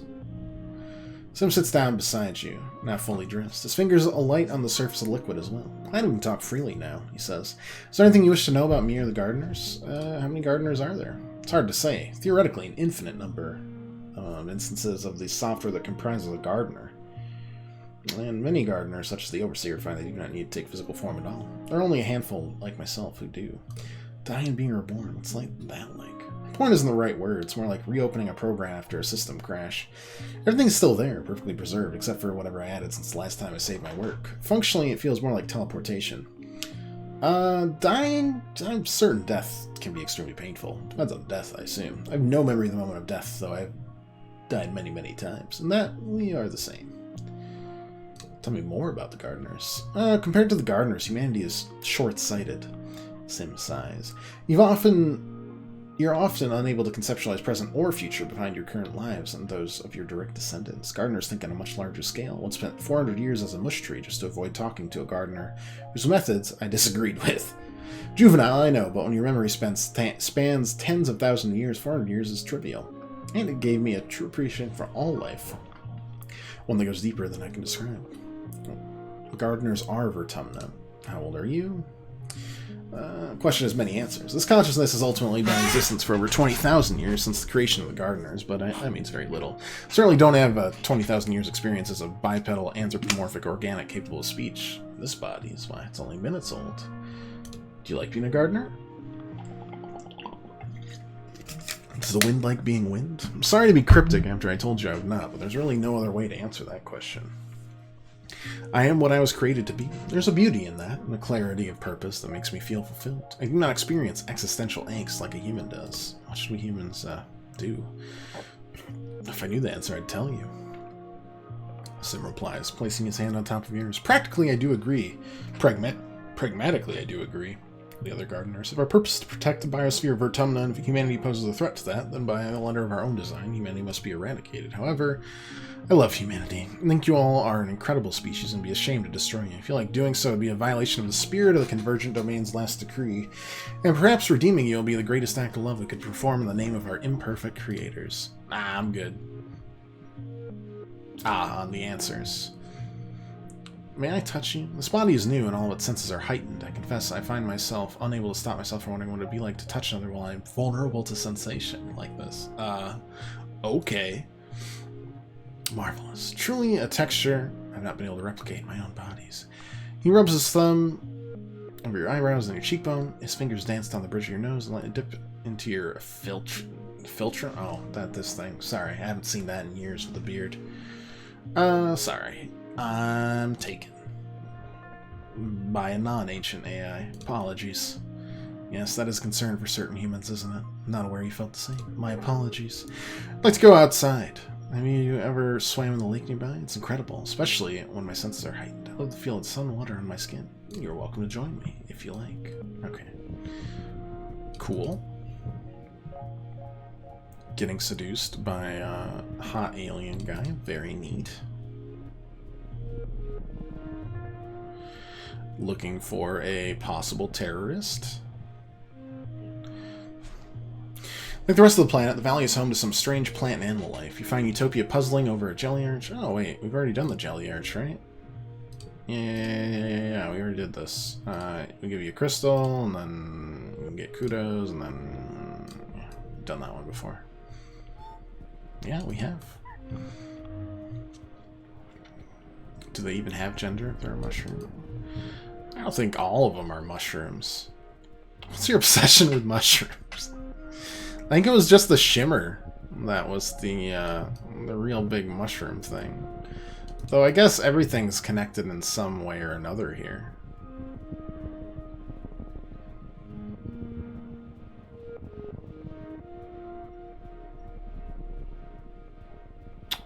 Nothing new, huh? Alright.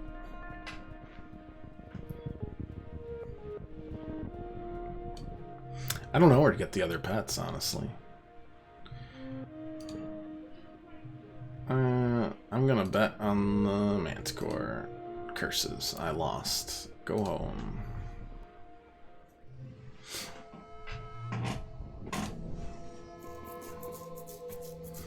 Alright, made it into early pollen. Delightful. One more exploration to do that we're allowed to do, right?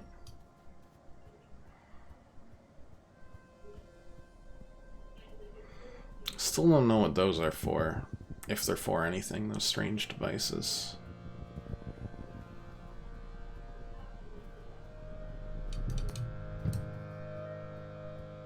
I don't know. I get the feeling there's more mysteries out here. But I guess we've also kind of discovered the main reason behind it. Now I'm wondering if we can be diplomatic about it in the government, or what? I mean, there's stuff about, like, who all the people that fled were initially, all that good stuff that we don't really know. Yeah, lots of things to figure out.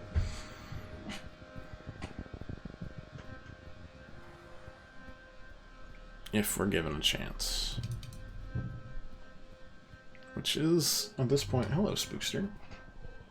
What are you even staring at? There's nothing out there. You big heckin' weirdo.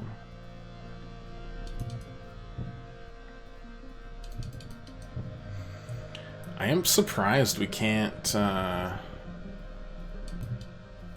Traveling cat friend back? Not that I saw, but I am no cat after all. Oh wait, that was Utopia?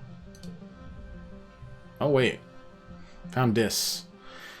Dis looks up at you from his campfire where he's roasting a small creature on a spit. It hasn't been that long since you saw him. He looks more rugged somehow, completely at ease. He's made a small but tidy camp here. He must have brought a lot of this with him when he ran away. Hello, Solanicide. What do you want? You okay? Sure. I know how to live off the land. Ah, Solanicide is here. You're from behind you, and you turn to find Sim watching you from the cover of the forest. He steps into the glow of the campfire, tall and ethereal with his tattered human clothing. You can tell him the truth, my beloved. They're dating? Missed opportunity. It's okay.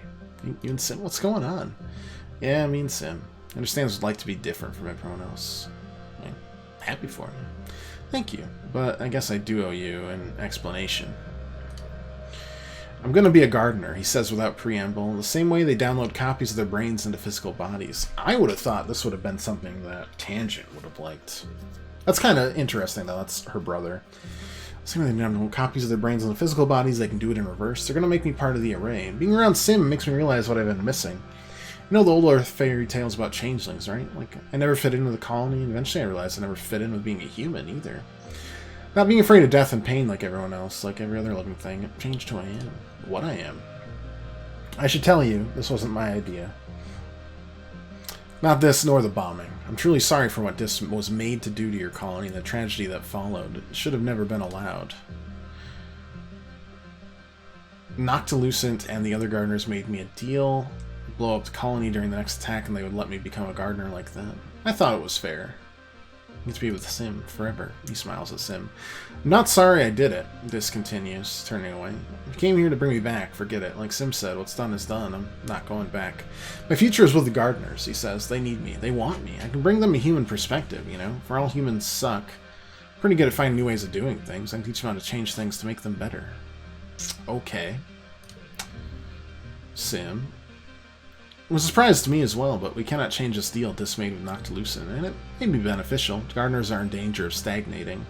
Our slow response to the human threat is proof we could use your ingenuity. Perhaps you may act as a bridge between us. This is the most singularly lonely being I have ever met, Sim says. I feel a sadness in me like a palpable wound. It woke something in me I didn't know existed, a part of that called out for him in return. Sim looks across flames to Dis, who's acting as he can't hear you. Don't you want to be happy? Let me talk to Dis. You yell at me? Drive me home, put me on trial. Maybe he's doomed here. Only made them come a little quicker. Oh. Great. That's fun. Back to sim. I mean, what can I do here? Like, what's that gonna do? This can... I don't know. This can do what he wants. There's only one problem. Process hasn't been done in 1,000 years. We're gonna need some raw materials to repair the interface. I've done everything you guys have asked me to do, and now I've got to do more? Are you kidding me? It's better I tell you this now, rather than having you find out mid-upload, when your body's already been processed into a liquefied slurry of proteins and waste matter, correct?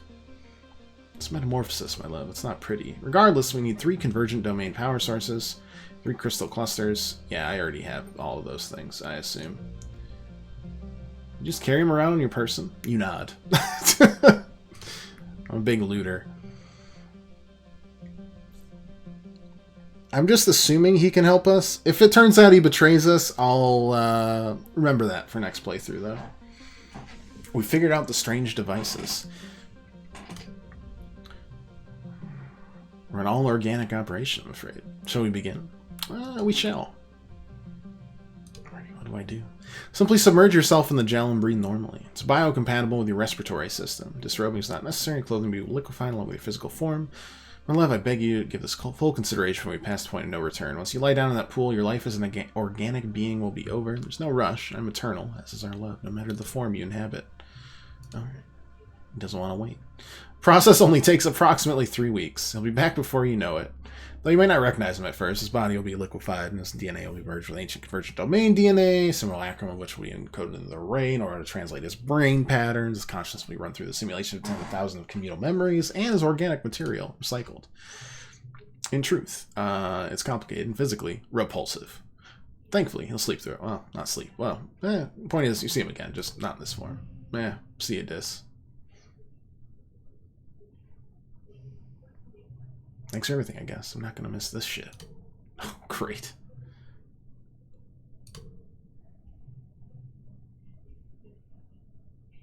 Peaceful look descends upon him, and he mouths something he cannot decipher as his eyes slide shut.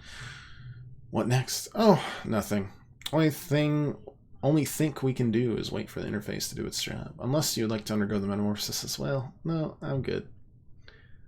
That's okay. It's quite alright. It's not for everyone. Besides, I'm sure you have very important work to do among the humans. Like, yeah, not abandon them.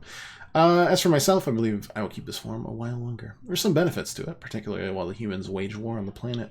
This is all over, I think I will spend some time as a lichen. It will be a pleasing change of pace.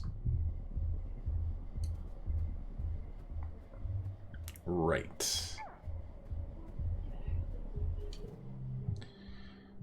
Explore at random. An orrery. Oh, I think we've already seen this, though. An orrery for the wormhole.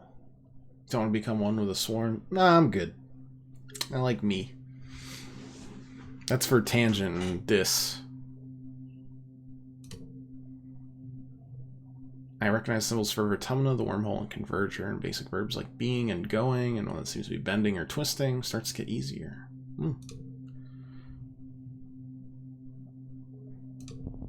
But no real breakthroughs there, huh?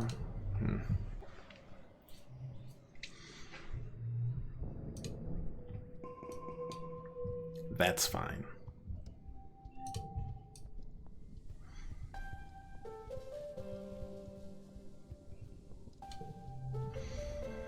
Okay, now the present, it's another log. I think we might have actually built it. Hey, Solanasai, he says, shooting you a tight smile before looking back over the rest of the colony. Here you can see the garrison soldiers marching around in formation with Base at the head. Rex watches them with an uneasy expression. Why the hangdog expression? It's a good one. You always know how to brighten my day. Rex musters up another smile. You have one more surprise up your sleeve, though. You open your bag and pull out the dust melon you lugged over from the canteen. Rex brightens and makes grabby motions with his hands. Yes, my hero. Rex tears into the soft rind of the melon with his fingers, splits it between you two. You sit together and watch Vase bark orders other young soldiers. What a bunch of buffoons. Not all of them. Some are pretty nice, but everyone on the Helio listens to Vase, you know, and he doesn't like me, so that means I've always been an outsider whether I wanted it or not. They're friendly to me, I guess, but it's not the same as having friends. Not like you or know me. It's fine, though. You don't have to like someone to hook up with them. Kind of like being the one everyone comes to if they just want to have a good time. What's the deal with you and Vase? It's kind of a long story, and not a fun one. I'd rather not drag it up again, honestly. Okay, I don't have enough empathy. I was so close. Running the fingertips thoughtfully over his left forearm. Looking closely, you notice a gnarled scar right over the bone that's healed lighter than the rest of his brown skin. Wish it was different. Wish he was different. Sometimes think about how we could have been friends. Thanks for listening, Solanasai. Don't want to waste my day thinking about Vase, though. Rex straightens, puts on a happier face. Now when there's friends to talk to and a whole world to explore and dust melon to eat. And baths to have, I guess. He splits off another segment of the dust melon and eats it with gusto, laughing as the juices dribble onto his mostly bare chest. Living it up.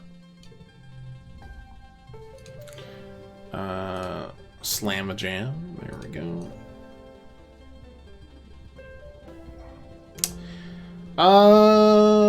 Okay, let's see how bringing this proposal to Lum goes. What is it, Colonist?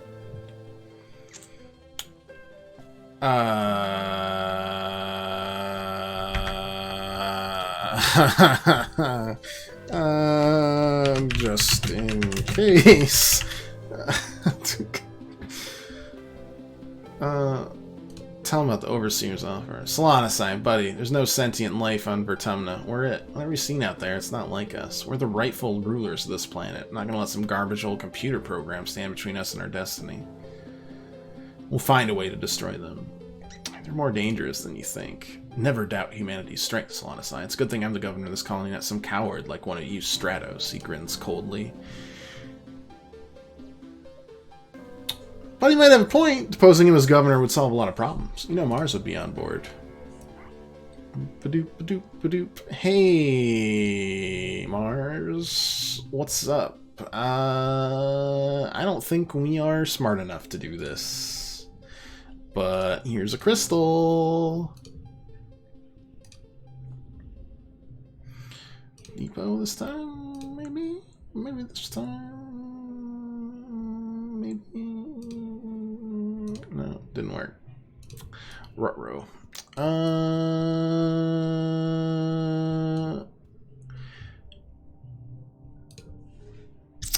Just out of curiosity, just in case.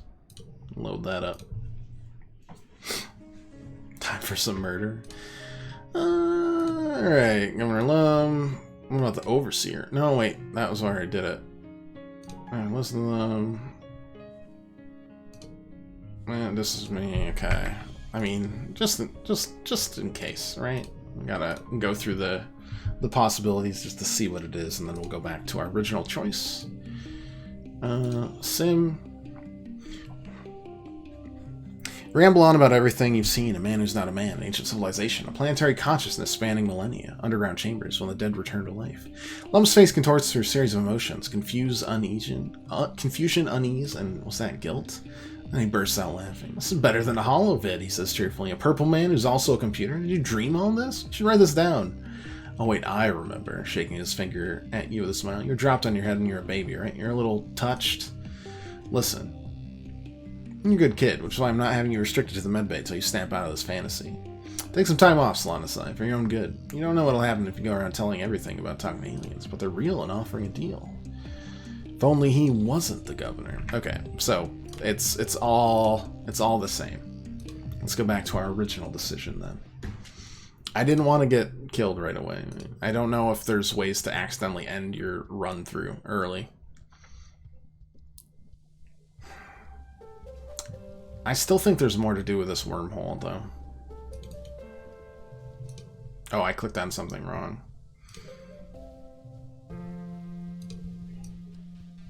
It doesn't matter. It's all the same in the end, right? Anybody want to commit a little mutiny?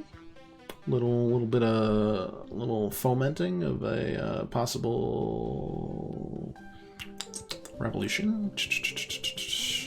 Rex, you wanna foment a little? No, you're more of a hug person. Nomi, how do you feel? No, you don't feel pretty good about it. Nem, you don't like the governor anymore, right? No, okay. Nothing there. Uh-oh. I don't think we've followed the right path. And that path was befriending Mars a lot more than we did before. Big oopsie. My bad. Cal, even you? No. No. Alright, that's fine. I understand. Well, not much we can do, huh? Let's go, I don't know, assist in the medbay again. So it's gonna be kick-ass, she crows. You help her get into the medbed. She comes in with a training injury, gouge that runs from her knee to her ankle. Medbeds are miraculous technology. Combined with genetic modifications made to your body, they can cure diseases and make your cells regenerate quickly. Still attached to your body? Medbay can heal it. For Nem, though, her genetic mutation means instead of regenerating smooth new skin, she gets rough blue scales instead, much stronger than human skin. Seriously, this thing is more comfortable than my bed. Connect to the med bed with the helmet palm, see the interface and diagnostics. User manual is ridiculously obtuse. You ask Instance for help, but she just scoffs. I don't have time or temperament to walk you through it. I learned how to use it myself, so you can too. Just don't break it. Alright, let's press the right buttons. It's really very intuitive if you have a brain for it. Okay. The monitor says, please lie still for 2 hours. Nem groans. It's going to take forever. Stay with me for a while. Maybe if you're one of the swarm? I don't think so. I don't think that's correct. I don't think you're right. No, I don't think that's correct. Just you know, I don't think so. These cards don't make any sense anymore. I just kind of toss them all around and hope things go well. Alright, let's get to another month. We'll do another one of these. Machines finally break and leave us. This colony will be in real trouble. Medicine used to be an art, not a science. Ointments and oils peddled by salesmen to people too ignorant and desperate to know better, cutting people open with unwashed hands, drilling holes in their heads. Yes, and no one needs their lifetimes of hands-on experience or applied wisdom, Congruence chimes in. Training in vert space relying on medbeds is much more civilized. Instant scowls with a weight of 20 years of resentment. I wasn't trained as a medical doctor, she retorts. Of course you were. I trained you myself, Congruence coos patronizingly. Instant throws her hands in the air and turns to you. I already had 2 advanced degrees from left her. I was a published academic. If they wanted to know somebody who could fix humans, they should have brought along a physician, not one trained after the fact. Don't expect me to smile about it. I'm a biologist, a researcher. My defining quality is that I get things done. I'm going to just tick her off more here. Don't care. I think it's an important part of the doctor's job to make them feel safe. It's scientific, too. Stress and negativity have physical effects on people's ability to heal. Instance huffs and slams the door to the medicine cabinet. I mean, it's the truth, though.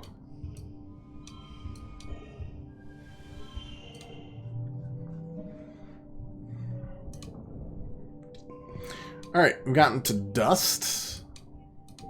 Oh man, we're about to go to Dust 2, though. Didn't realize we were playing Counter-Strike. Anything here? Anything new? Doesn't really look like it. That's not good.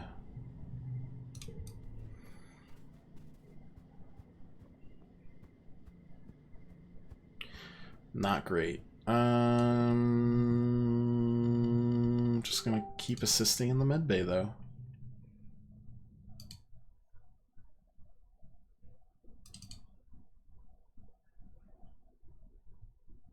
A moment.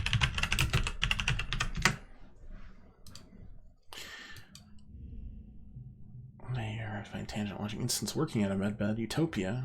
Bloody, mangled leg raised. Waves cheerfully at you. Oh good, you're here. Always set the bone. Just babysit the monitor while it works. There's are drawn to the carnage. Ugh. Ugh. Yeah. It's super, super gross. So bad you can see the bone and the pulsing of the muscles in her leg. The inside of her body should stay inside.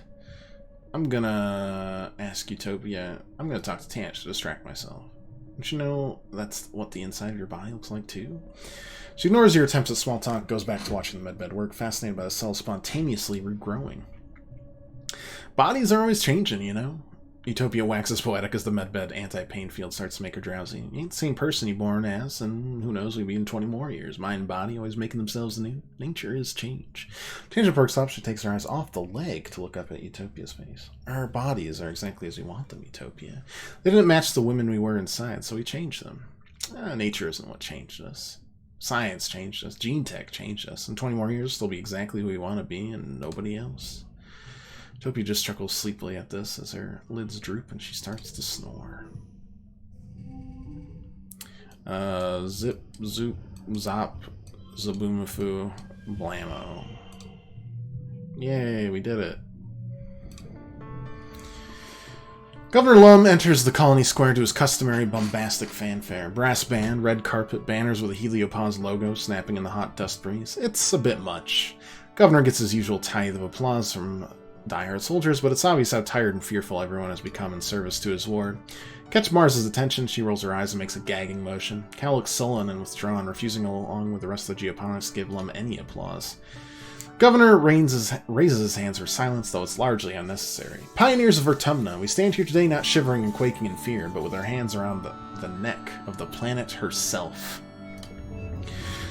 Before he can continue, Mars leaps from her seat and runs to the front of the stage. A ripple of fear goes through the crowd. Y'all remember what happened at Utopia last year. It doesn't have to be like this, she cries, speaking to the crowd. We don't have to listen to him. He's just a bully with a gun like the ones we left on Earth. I'm watching in delight. Except that Mars might die.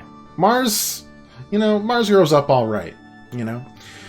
We're just sitting there. Come on, aren't you going to do anything?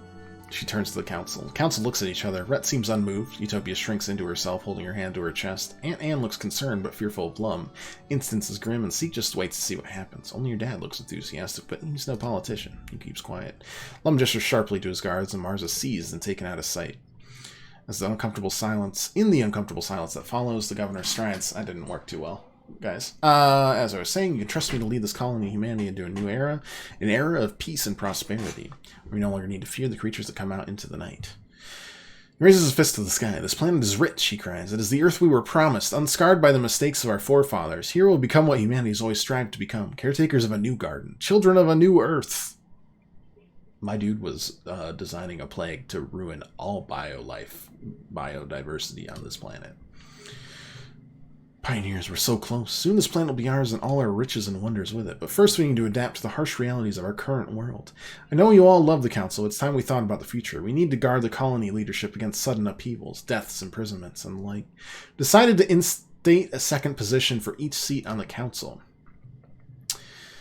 Lum explains every council member will take an official second in command. Seconds will be trained in the running of the department and will be ready to take over the department should the worst happen during an attack. The council looks concerned. Is this how Lum begins to cycle out the colonial government with a veneer of legitimacy? Yes, that's correct. Applicants must have spent a minimum amount of time in that department and will be judged by the council based on their relevant skills. The Lum will likely argue hard for his Helio appointees. Shocker. I scribble my name on the ballot for... my dad would really like it, but I've been very much an explorer, you know? Also, Dis is dead, so, dead.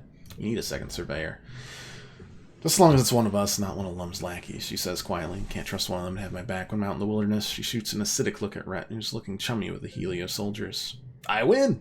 I'm second surveyor now. I'm happy it was you, sweets. Utopia breathes a sigh of relief, gives you a hug. If something happens to me out there, I know the colony is going to be in mighty fine hands. The voting is concluded. Seek announces the names of the newly appointed seconds. Crowd cheers for you, and Seek reads your name as second surveyor. You don't recognize the Helio appointed to second administrator. Must be one of Lum's people. Nem is second security officer under Rhett. She looks green with nerves. Tangent stands proudly in her rightful place as Chief Instance's side as her second. Cal is second cultivator. Looks a little overwhelmed. Your dad must have put his name in. Steward of the Helioplanos joins Aunt Anne as her much-needed second steward. There are a lot of babies in the colony now, and someone has to help take care of them. After the politicking is over, the crowd adjourns to the feast tables and eventually the dance floor. Sun sets on the long day, the heat breaks, and the party continues well into the night. After the festivities, it's straight back to work as usual. Everyone complains. Usually get a few days off after Vertumna. Did I even have my birthday? Did I ever forget my birthday? Did that happen? That must have happened. It's fine. Didn't need it. Lovermine's calling it. It's only a few short months till its next attack. Your dreams begin to increase in intensity as the wormhole draws closer to the planet, filled with terrifying and confusing visions. A feeling of urgency dogs your steps like you're running out of time. I mean, I am running out of time. That's kind of the whole thing, yeah. Got you another present. It's another log. That still isn't enough to build your bar? Man, that is quite the achievement. Hey, you wanna...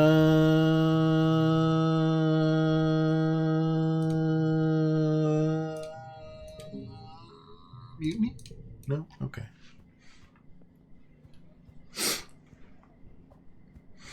I don't think we have much left that we can do. I think we're pretty locked in place. Well, such is life. Any more xenobotany? Wow. Work often overlaps with Tangent's work in the biochemistry and genetics lab, so it's not uncommon for her to pop by and ask questions about what you've been working on, or you'd ask to help her with interpreting some test results. She's uncharacteristically animated whenever she gets to talk about science, almost like she's a whole different person. She even laughs sometimes. I think it's so interesting how Vertumnus species resist being classified by any known taxonomy. It feels like everything's a little bit fungal. Spores, fruiting bodies, mycelial networks, even in animals. And some plants here can walk. The division between plant, animal, and fungus is less strict here than it was on Earth. At the cellular level, many animal species have properties of plants and vice versa. She launches into an explanation of... oh, God, that's too many words. It's a little advanced for you, but Tanja's very excited about it. Sounds less. If Vertumnus plants and animals share an elemental catalyst, we found out what it is. We could learn so much about this planet. Anyways, here's a cool flower. Doesn't like it. If you were trying to flirt with her, it flopped. No, I think that's hilarious, actually. Crushed it under a microscope. Wow! Zip, zoop, zop, zippity, zooda. Hooray. It's sort of sweet flirting for them. I know. They're like, wow, that is a cool flower. Let me look at its cells.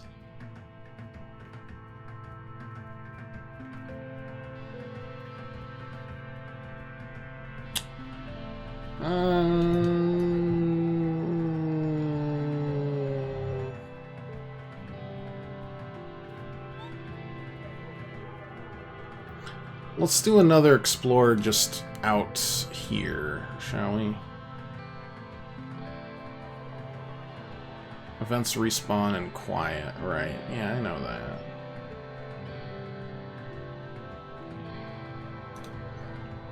Just wonder if there's more mushwood logs I missed, or if Dis will show up in his new bod.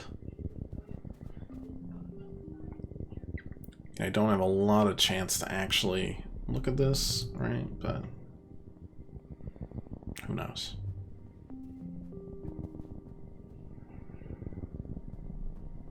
Hey, is your lover better? Please tell me you convinced the humans to accept the Overseer's offer. Nope, I didn't. And you really shouldn't be shocked by this. Hey, I did find another log. Good for us. Dis does not exist. Alright, cool. Anyways, go home. I did get a log, though. Pretty exciting. Rex called a meeting for all interested partiers. His words, to join him for the unveiling of his bar. Oh, we didn't need it. Currently liquefied? They said it would take a few weeks. It's been more than a few weeks. Nah, who knows. He's amassed a huge crowd. By this point, everyone's heard about his mission. Nomi's here, of course, bopping around like they're going to explode with pride. Ladies and gents, those who defy classification, Rex begins, winking at Nomi. The time has come for this colony to have what it really needs, a place to partay. With that, Rex flips on the house lights, crowd gasps and blinks around and all. There's so much to see. It was an ambitious build. There's a stage and a dance floor for live music. There's a bunch of low tables, some cute booths with red cushions, and of course, a bar fully stocked with various liquors Rex must have been able to coax out of somebody's hobby still. Well, don't stand there. Let's get at her. I will quietly admire Rex's handiwork. During the day, this place will be a quiet cafe where people can gather with friends or sit and study. At night, Mars is going to lead karaoke nights, and I'm going to make sure the dance floor is always jumping. And I'll just be happy that everyone else had a good time here. It's great to finally have a place purpose-built for having fun. Thank you, Slanisai, for all your help. That surprisingly didn't get achievement, considering how much we spent on it. At this point, let's just... Are we just bum rushing the ending? Fun before death? Yeah, you know. Might as well. Empathy is nowhere close. Biology... Bravery, I mean, is not really close. Organizing, not really close. I don't know. We're just kind of cruising through this until the end at this point. There's not much else to do.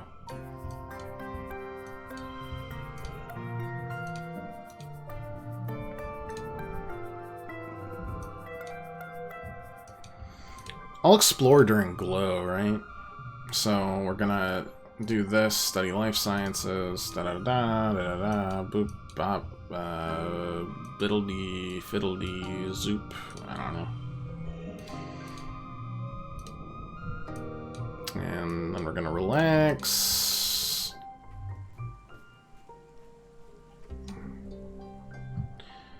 And lounge. The stress in this colony is out of control. Every day, more people come to Medbay just looking for someone to talk to about their anxiety or bad day. I don't have time for this. Colony needs a counselor. It does, but it takes years of training, and even then, the toll it took on Counselor Besk. Didn't know the burden was killing her. Tangent don't have a mother just because people couldn't... Oh, their mother was a counselor.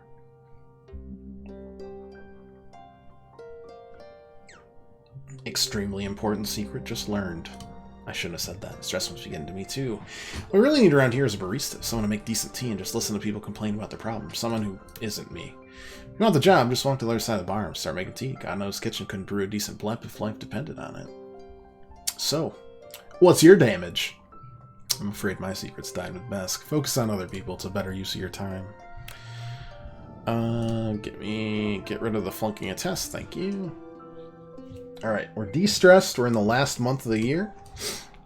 Let's talk to my dad before we all die, probably.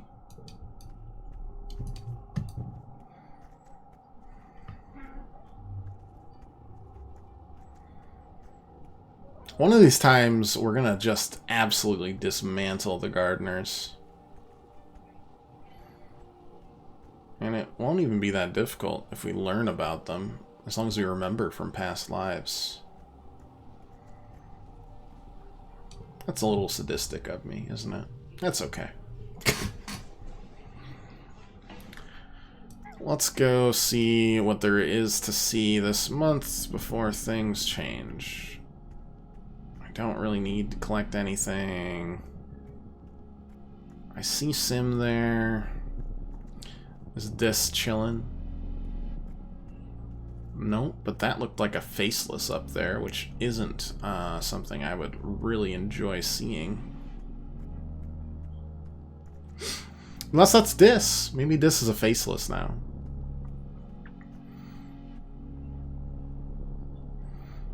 Dis, is that you, you freakazoid? Let's stay to watch the faceless.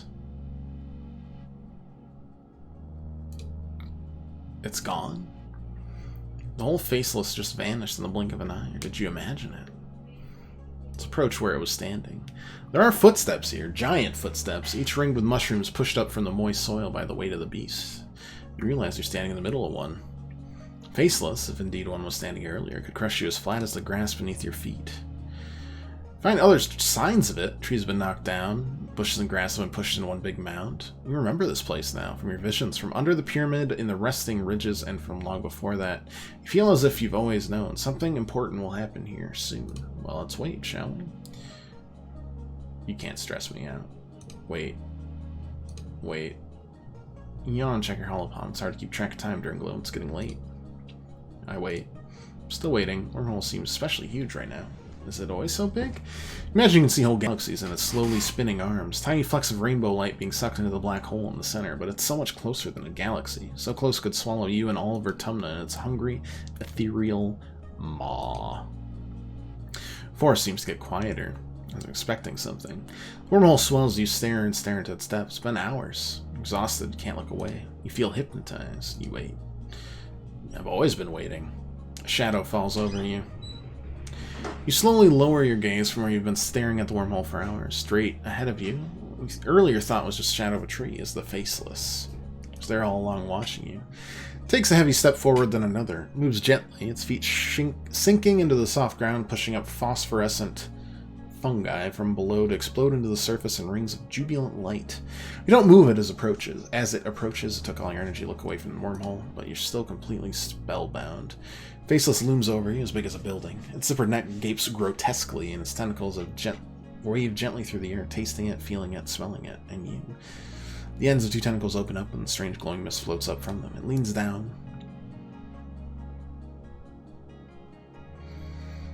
As large as you are, breathing in spores. Under the eternal night sky of glow, wormhole seems to swallow you both. You feel beckoning within you, a curious tug somewhere in your ribcage, yearning you can't describe. I shall resist infinity.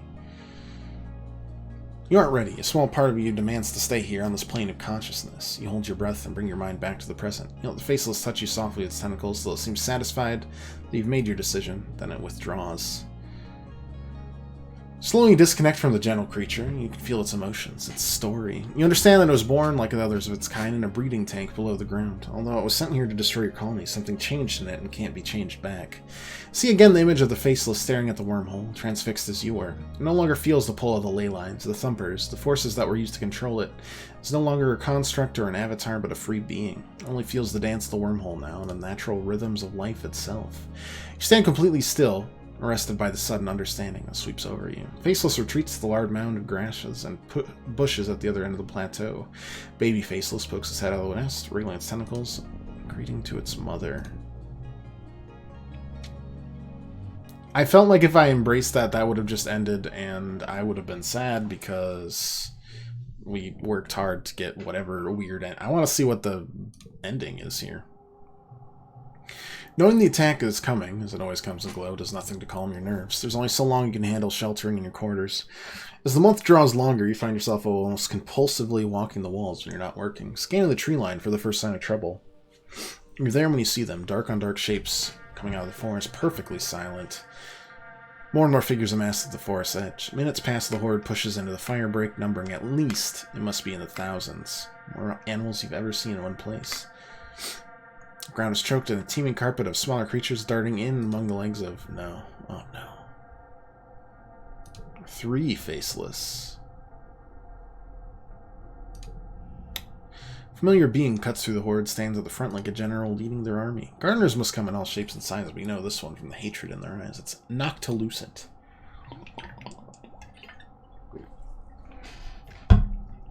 For millennia, I've been tasked with keeping this planet safe from invasive species. Extreme weather, plague, famine, the migration of predators, all tactics I've used to ensure an invasive species cannot find a foothold where they do not belong. Their command of the human language has vastly improved since you last saw them. Gardeners learn quickly. Controlling you by indirect means has proven ineffective. I can no longer ignore the destruction you've caused and the threat you represent to the planetary ecosystem. However, Sim steps on the tree line and stands beside Noctilucent. His eyes find yours unerringly across the fire break. Some gardeners argue you have the capacity for reason, so I've come to offer you an alternative, your unconditional surrender. Surrender is the correct word, is it not? Something your singular violent brains can understand? Noctilucent smirks up at you. Terms are simple. Humanity will cease reproduction, cease expansion, and in return be allowed to live out your remaining lifespans within the bounds of your walls. That's not really what you said before, though. You said it would be limited. I don't know who you think you are, buddy, but you and your bullshit deal can bugger off and keep buggering off till you think you've buggered off so much that you just can't bugger off any farther. And bugger off some more. This planet belongs to us humans now, says Lum. It's hard to tell, but you think Noctilucent looks amused. Maybe they're hoping this would be your answer, and of course with Lum speaking for the colony, it was inevitable. So be it, they reply, and the attack begins. I mean, I wish I had more choices than just fight or flee, but let's see how this goes. Your species is truly hopeless, Noctilucent snarls. I told them you would never put aside your egos. The wave of attackers rolls over the firebreak, crashing against the walls. The colony is badly defended. As you run, your heart sinks how poorly organized the defenses are. Luckily, nothing has breached the walls yet, and it seems the tide of monsters emerging has slowed. Even still, it's a lot of monsters. The colony is taking a beating, and you already see the defenders start to flag. It's going to be a difficult battle. You're descending from the walls when you're thrown to the ground by a tremendous rumble. A few meters in front of you, something tunnels towards you through the mud. You have the impression of something long and dark that cuts through the ground like a shark through water. You scramble to your feet, but it cuts off your path, forcing you towards a geoponics outbuilding. Creature advances, throwing up rocks and chunks of dirt as it tunnels closer. Well, let's fight it. 102, huh? Alright.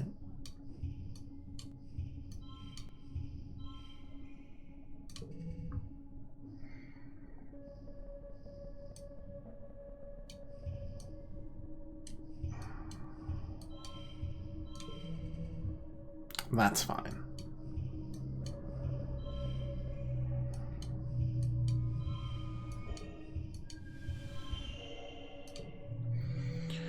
Not too bad. Oh, +1 colony defense. You grab a rake back into the doorway to the monster to emerge. As it rears up and thrusts a long black snout on the ground, you stab the rake down at it, dispatching it. Before you even have time to be relieved, you spot a second one tunneling towards you. Take another step back to the storehouse and feel heat. The building is on fire. Dry thatch roof quickly ignites and rains flaming debris down on your head, filling the room with toxic smoke. The ashy heat is intense. You can feel it ripping the moisture from your lungs with every breath. You rush for the rear door, but the fire moves so fast. Trapped as the roof beam collapses in front of you. You hear a cracking noise and then just pain and noise like a bell. The world goes dark. You wake to chaos. A confusion of light and heat and smoke and fire. This is where we started the game, you know? I assume the fleeing and the fighting actually wouldn't have changed anything here. Like, it's been determined. You must have hit it. Make sure you got here when Vertumna is happening. Something important you need to remember. Then Nem comes... Climb out with Nem. Yep. And then there's a doggo, but that dog is not nice. I remember this from another life. I can't shield Nem, but I prepared for this earlier. It's about to end your life, and probably Nem's too. She tightens her grip on you. I prepared for this earlier. I remembered this day for many years. Prepared for it. Specifically, you installed an armed freeze trap right where you knew the animal would be standing when it transformed into a towering terror. Wow. I don't remember doing that. But that's cool. The trap sucks inward, drawing all the heat from its surroundings. The monster's feet are frozen to the floor. It instantly crystallizes, becoming an ice statue. Nem doesn't stop to wonder how this happened. She gives the statue a solid kick, and it shatters into a million fragments. You emerge from the inferno of the shed, burned and concussed, but alive. An enemy smiles. It's good to be alive. You have your wounds tended to the med bay. Other soldiers are in much worse shape, but at least the battle is over.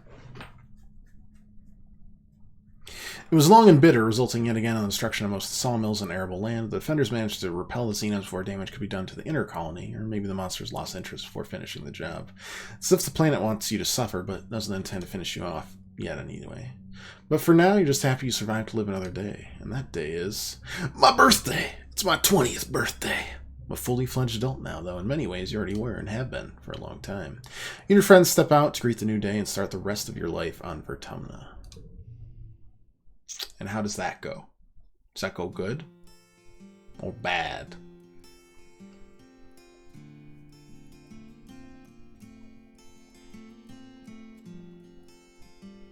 That's me. I was an explorer. I was really good at it. That's exactly what I thought I would be. We played our part well. Whole planet out there to explore, and you tend to see every corner of it. It's a dangerous planet out there, also full of endless frontiers and new discoveries to make. I lead a survey team. Two of you run things together for many years, counseling your knowledge and your level head to ensure that future explorers stay safe while also respecting the planet. But what about Chief Engineer Tangent? It always seemed like Tangent's life was laid out for her. Work hard, discover amazing things, and eventually replace Instance's Chief Engineer. However, after only a year on the council, Tangent surprises everyone by stepping down. At first, she's happy tinkering with her own research, passion projects she put aside when she was working in the lab under Instance, things of little interest to Colony. Gradually, though, you notice something is wrong. Her quarters, once so pristine due to lack of use, are jammed full of experiments. She takes her meals in a room, often disappears from the laboratory for days at a time. Any polite questions about her independent research are met with either wild-eyed silence or an incomprehensible jumble of half-formed hypotheses and streams of consciousness. Even Instance finds her bizarre enthusiasm impenetrable. She spends more and more time alone with her experiments. People begin to worry. And then she just stops everything. Her experiments languish. Tangent languishes. Trying to figure out this is fate. I feel like I would have told her that, but okay. As her partner, you're allowed to access her inner sanctum. Her quarters, now completely in disarray and reeking of rotten organics, where you find her still in bed more often than not. Sometimes she's sleeping, but more often she just lies there, trapped in a nightmarish waking state by her hypercharged metabolism. You lie with her and talk about nothing, slowly uncovering her obsession with this is fate. Unable to see her in pain, you tell her everything you know, that you saw Dis become one of the planet, and he's happy with his chosen life as a gardener. It's hard for her to hear. She's angry at you for keeping this from her, but it's an important first step to accepting that her brother is gone for good. In her to support her, she grieves her broken family, and when she's ready, to return to work in the laboratory. You and Tangent continue to date for a while, but ultimately your partnership fizzles out. A dramatic breakup isn't Tangent's style, but she does dump you pretty unceremoniously, claiming she simply doesn't have the attention span to spare romantic entanglements. Her love life remains fairly private, though she's not as frigid as she always claimed. You're from the colony gossip, she carries on with a string of casual relationships, mostly with other scientists, mostly women. She donates genetic material to a number of children, but doesn't choose to raise any of her own. She's quite picky about their genetic enhancements, obsessing over any markers of anxiety or depression that run in her family, but ultimately her children grow up healthy and in loving families, far removed from Tangent's own childhood. It's a bittersweet reminder for her. Tangent lives and dies in the shadow of what she almost caused to happen on Vertumna. Knowing that she almost killed every living thing on the planet weighs heavily on her for the rest of her days, but she didn't. Unfortunately, even with genetic alteration, the human body was not made to withstand long periods without sleep, and Tangent's willful negligence in taking care of herself certainly doesn't help. She develops a heart condition in her early 60s that outpaces the healing capacity of the medbeds, and eventually takes her life. Yeah. But also, like, how did we survive this long? Strong Shrew Nem sticks by your side, one of your most trusted friends. She may be friendly towards all, but few people really know her like you do. She becomes security chief once Rhett retires. Her training in defense means that the attitude of the garrison mellows in later years, and young cadets look at her with admiration, never fear. Still, defending the colony weighs heavily on her. You watch helplessly as the endless horrible grind of yearly attacks takes its toll on her. When she turns up to drink to help numb the stress, they're to support her when she's ready to claw her way back out again. Nem's relationship with Vase may have been brief, but it was formative. She doesn't throw herself into loving anyone that deeply again for a long time, instead focusing on her work. You hear by her side during her misadventures and dating some of the other soldiers, and once notably, Rex, howling with shared indignity and laughter with every awkward breakup. It's a surprise to everyone that Cal and Nem find each other again, decades after their falling out as teenagers. It's good to see her happy, even if they do still get along like oil and water, but his eternally chill nature is good for her. Nem is ready to lay down her guard, and it just works. Colony loses Nem during an attack. She was still so young, as was Combe all those years ago. Small comfort thinking they may be together again, wherever they are. Sim, a bridge between two peoples. Undying, never-aging, ever-patient Sim becomes as much mystery to you as the rest of the planet. Colony continues to buckle under yearly attacks on natural disasters, but Sim never wavers in his passion to learn everything about humanity. Though he remains as cryptic as always, his affection for their species only deepens. In your grief and demoralizing fatigue, you sometimes turn to blaming Sim. Why can't he stop these attacks? Why can't he argue with the gardeners to leave humanity alone? He never holds it against you, no matter how cruel your words. Every time you calm down, he patiently reminds you his dissenting voice is one of the only reasons humanity has been outright destroyed. Meeting Sim in secret makes you feel horrible sometimes, like you're being torn apart in the middle of the war. You love your friend, but the war takes its toll on your friendship just like it wears down the colony. You visit Sim as your job allows it, but over time you see him less. He doesn't need to come to your rescue anymore. You're adult now, you know what you're doing out there in the wilds. Eventually you stop seeing him at all. You think he might have taken another form. Maybe he moved on from humans, studied some other animal, or maybe the gardener's given up on understanding humans. The attacks only grow stronger every year. Dad never really recovered from Rom's death. He tries, but his smile just isn't the same. He continues to carry the weight of feeding the colony on his shoulders, ranching and farming, and analyzing new native plants. Hey, Pat. Trying to find better ways for humanity to thrive on Vertumna. The attacks on the colony destroys his progress every year, and the stress ages him prematurely. Watch your father grow weaker under the strain until one day a sudden heart attack claims him in the field. He works hard every day to see Rotunda flourish, but you have to go on without him. He'll always be with you in the ground you walk on. The trees give you shade and the cycle of life that sustains you. Your hop-eye is a good companion, but you're no replacement for its own species. When a herd of hop-eye roam close, you release it back into the wild. A few years later, greeted by one morning, a whole litter of hop-eye kittens, and Mrs. Hoppington proudly showing off their family. Very cute. My Vriki grows from the size of a small dog to the size of a bear, becoming more and more unwieldy, and more terrifying to small children. Before the council can force you to do anything about your arachnid octopus friend, Squidly Feederson just disappears. You look everywhere in the colony for it, but your answer comes from outside the wall, a new Vriki nursery tree. Soon the colony is host to many curious Vriki pups who called your Squidly Feederson home. And in my later years, before I know it, I was old. That's life. Terminal continues to challenge you and your loved ones. The attacks continue every year, getting harder and harder to withstand. And not just that, but droughts, earthquakes, diseases, storms, pestilence, and more. Some years you worry the colony will be wiped off the map for good, but humans are good at surviving. Adversity strengthens your resolve. You mourn your dead, celebrate your births, and keep adapting to whatever the planet throws at you. It's your home for better or worse. You do what you can to make it a good one. Eventually death comes to you, as it does to everyone. In the moment of your death, as your brain cells fizzle out one by one and shut down forever, a vision swims in your mind eye. Is that a person? That do look a little bit like old me. It's you only ancient. His arms are covered in so many data bands, so many lifetimes of knowledge. The ancient you speaks without moving his mouth, not in words, but in something like pictures. Still, you understand. We had a good life, don't you think? But there are so many possibilities, and this was only one of them. Well, I tried. There was a girl. We were young together. Tammy with the cotton candy hair. Such a shame to see a life snuffed out so young. It gives you a look as if to say you were somehow responsible for this. Wait, were you? Could you have saved her? We have a chance to take another path, to change the way our life turned out. Come with me. He reaches out a hand.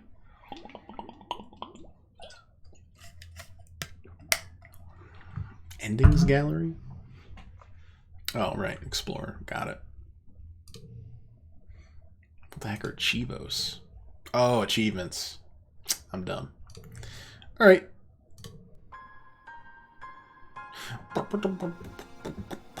Oh, it adds characters that you've maxed out on. We had 3 that we maxed out on. That's pretty good.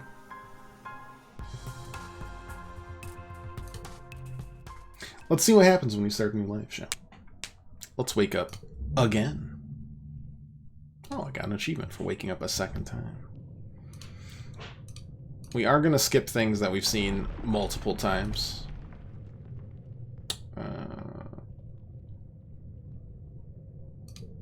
Climb out. Glow season. Doggo. And then he goes, blah! Gross.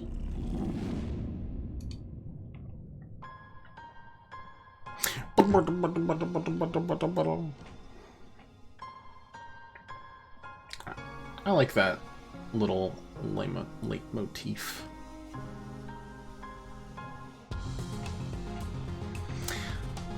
I want to see what changes we can enact and what changes we cannot enact.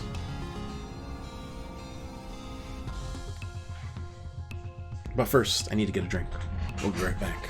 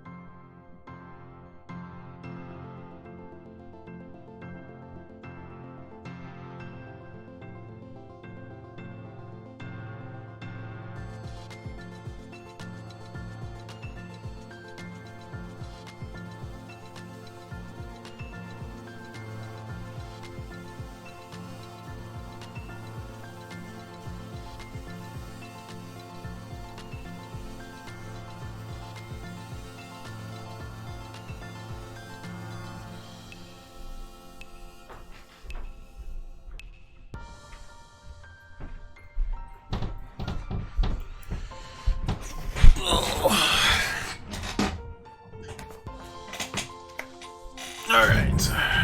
We've been born once more. I mean, I'm gonna keep that. Yeah.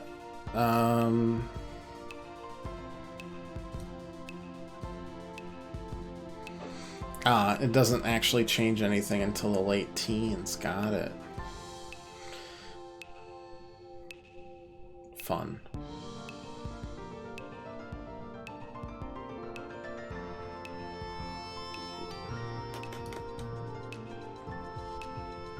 Wait, what's custom? Customize?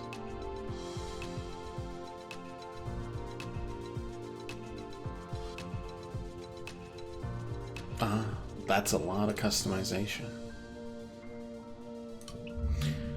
Okay.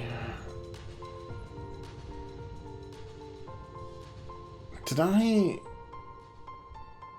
I get this initially? Earliest memories of her 4th birthday. I don't think I got something from this. Maybe I did.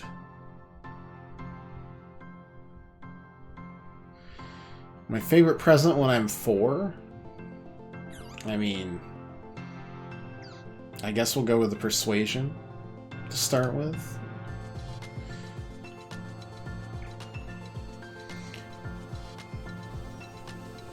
Her daughter, an enemy, is the same age as you, but she doesn't like dolls. Vivid Dreams, Tales of Earth.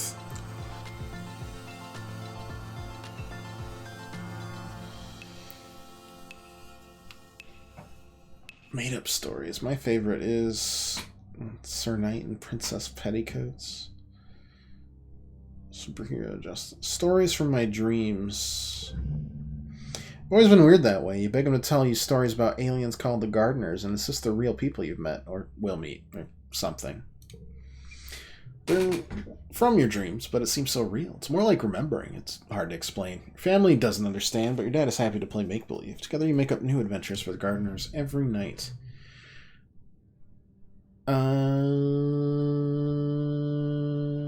I stress out less is kind of fun. +1 skill on blank challenge on, +1 skill on challenge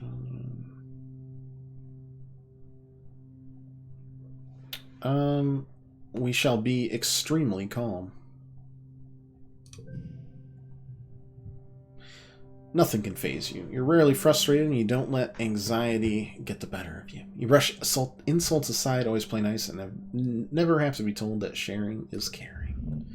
You're especially nice to your friend. Alright, we are gonna be... I swear to God, we're gonna save Tammy this time.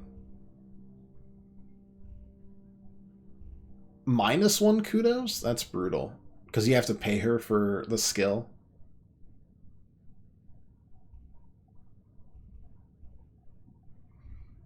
Alright, we're gonna try to save Tammy this time. When you're 8, Tammy wants to bake a special cake for Auntie Seaton, who runs the creche. It has to be a real earth carrot cake with real carrots, because that's Auntie's favorite. That's my favorite. Tammy needs help getting carrots from the gardens where your parents work. Easily ask my dad for the carrots is by far the easiest way to do that.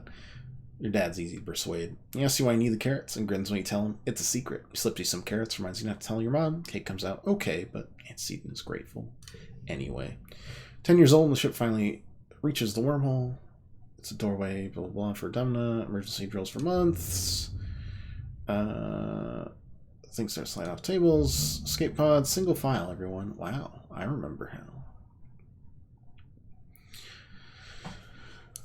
You dream of this day since you were in diapers. One's your earliest memories, even though it hasn't happened yet. As the ship passes the wormhole, shields will fail. If you don't recalibrate them, your parents' hydroponic farms will be lost. Recalibrate the shields. We're gonna... Oh no, I don't know the root access code. You rush to the engine wing, past confused adults try to stop you. Help me, Congruence. Congruence brushes you off. Almost all of her considerable processing power is going towards making sure the wormhole doesn't destroy the stratospheric. You don't know how to make her do what you want. You yell and beg her to help you, but it's no use. Needed to figure out the root access code. a shame. You know, got our cranial injury, ground, yeah. We will cautiously step outside once more.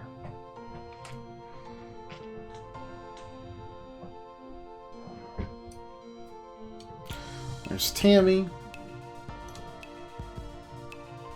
Yep.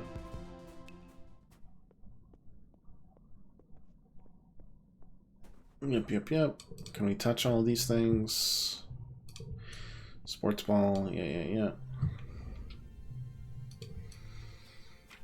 I mean, I bet if we saved geoponics, they'd, like, go after it, but, you know, it is what it is, right?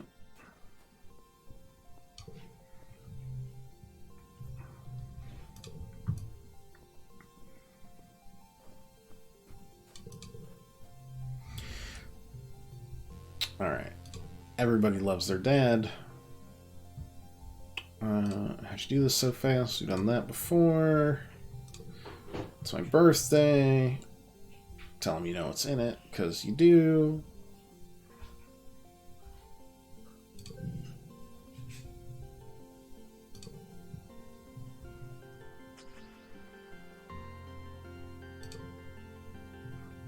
Study humanities. Birthday. Love you too, Dad. Only have time to focus on a few things is a bold lie. Bold, indeed. Kids aren't allowed past the walls. They say there's nothing to be afraid of, but then why do we need walls? You stare at the gate and have a sudden rush of memory so strong you think you might faint. Yep, the enormous Stark and Wiggly. Yes. I think there are monsters out there. I believe you. Being sarcastic. I can tell. Nobody believes me. But I do. I'm not making fun of you, but okay. There's them.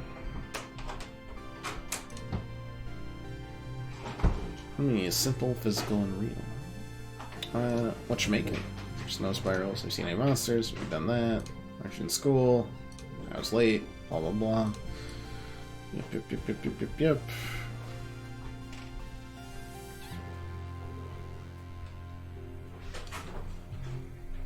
There's command. Yeah, we already did command, didn't we? Alright, let's go to humanities. It'll be the same stuff that happened before.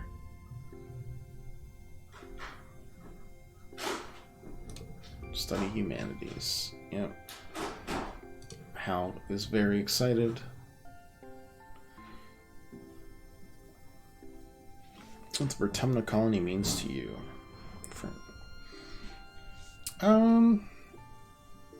I feel safe here. It's a bastion of security in an otherwise chaotic universe. You're worried about its big strong walls, steadfast guards, and how much you like your bedroom snug in the belly of the ship. Yep, quick card challenge. Don't I know it? 0, 0, 0, 1, 2.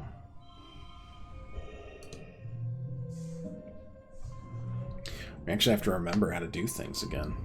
And working increases stress, blah, blah, blah. Parents were working all the time because hydroponics was broken. Been holding up. This has all happened before. I don't know if I want delusions.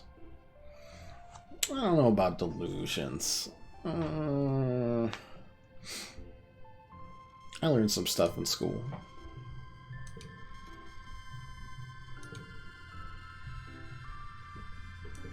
Blah, blah, blah. I've already seen all of this. Oh my god, what have I done?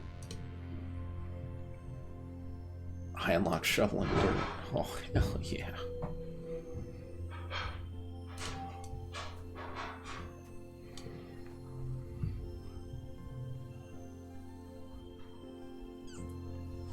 Look out! A ball is flying towards you. You flinch and jump out of the sports ballway as it careens past your head. That was close. An enemy doubles over laughing. Nice save, Slonisai. She giggles, jogging over to pick up the ball. Nah, let me show you how to do it. I mean, fine. Bounce the ball back and forth with her, trying to see how many times you can rally and keep it going. Blah, blah, blah. Calm is touching, coaching that. He's good at it. Yep, he definitely won't die. I promise. Is Tammy in here?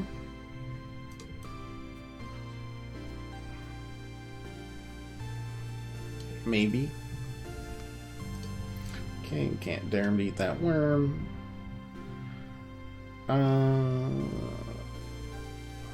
Staying in. It's cold out there. Well, it's nothing. Get cold and your nose could freeze off. 20, 30 below. It's hardly even chilly.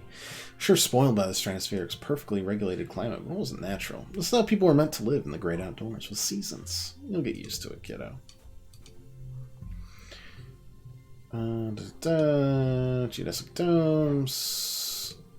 Blah, blah, blah, blah. Around education. Geoponics. You've already done this. She flexes her biceps. Nice. What can I do in the quarters? What's the garrison? What's going on in command? Join expeditions. Okay, bye. There's Mars. We got a job. Tammy made me soy sweets. Alright, we'll get the soy sweets. Hello, Tammy. Please don't go anywhere near electrical things anytime soon. That would be great, actually. You know, her whole life back on the ship, I used to play with her. Tammy had the best doll collection. After her mom died, her dad used all his nanoprinter creds to print her a different doll every month for a whole year. Do you want to play dolls? Sure do. I'm 10 years old. That shit's great. You don't think Tammy will ever be too old to play with dolls. If anything, she has even more of them now. She takes you to her quarters and brings out the entire Spacey Stacy doll collection. Disturbingly realistic baby with real bowel movements and 2 super fancy posable dolls named Lily and Tilly who can be programmed to move on their own. Tammy isn't very good at the programming, so Lily and Tilly just roll around awkwardly when you turn them on. Covered quickly by saying they must be breakdancing at a club. 2 of you spend the afternoon making up stories of their rise to stardom as professional dancers. Nice save. Give it here.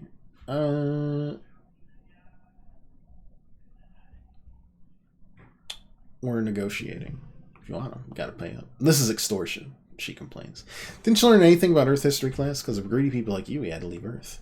Pretty sure that wasn't what you learned about labor activism. Fine, only because I can afford it. You know, it's not right to bully me just because I have so many kudos. You hand over the soy sweets when Mars transfers kudos with a wry smile. She seems to respect that you asked for payment. Zeke's looking for people to do delivery jobs, she says, considering all you care about is kudos. You're a perfect fit. Just tell him I referred you. And so I shall. Let's become government agents, shall we? Just kidding. I am not tough, and I am not organized. Just kidding! We need to get organized.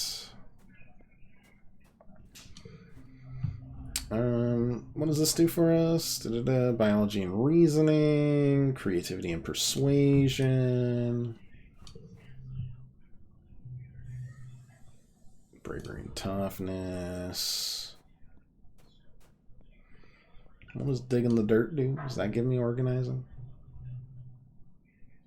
Nope. Okay. Uh-oh. Ooh, we're really good at empathy, though. For all the good that does us. Well, I guess let's do humanities, I guess.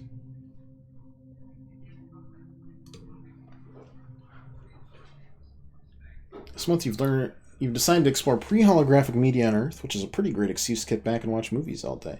Hard to believe all movies used to be 2D. Boring. Feels like too much like learning to be fun. 00014. I think that's the best we could do, right? Yeah. Creativity and persuasion. Yeah. More bouts of deja vu. Mars didn't trip on his hash brown, or Hal didn't trip on his hash browns. Oh, that's what Tammy looks like as an adult. That's nice. Yep, smeared. You've lived this life before. Can't live a lifetime of your dreams. Secret powers are super cool. And them's the facts. There's Tangent.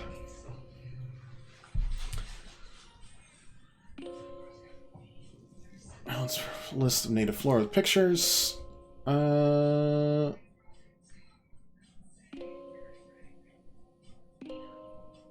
Yeah, let's find that catalog, shall we? 10 minutes later, find it buried under survey logistics and the expedition net. Hey, Hollow Nerd, school's over. Come play sports ball in the sunshine. Tantress rolls her eyes.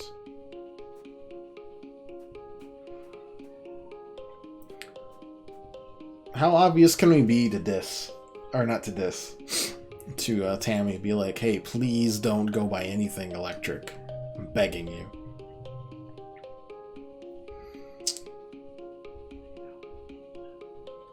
Yep, the hoverboard. We all have to adapt. Skateball. Oh, what now? I shall watch you, because I am not physical.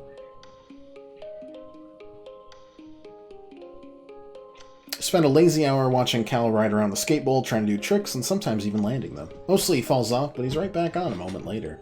There's fresh and nice out here. It's weird experiencing temperature. You start to get a little chilly as the first sun goes down, and the slightly cooler, more blue sun rises. Cal, of course, doesn't notice at all.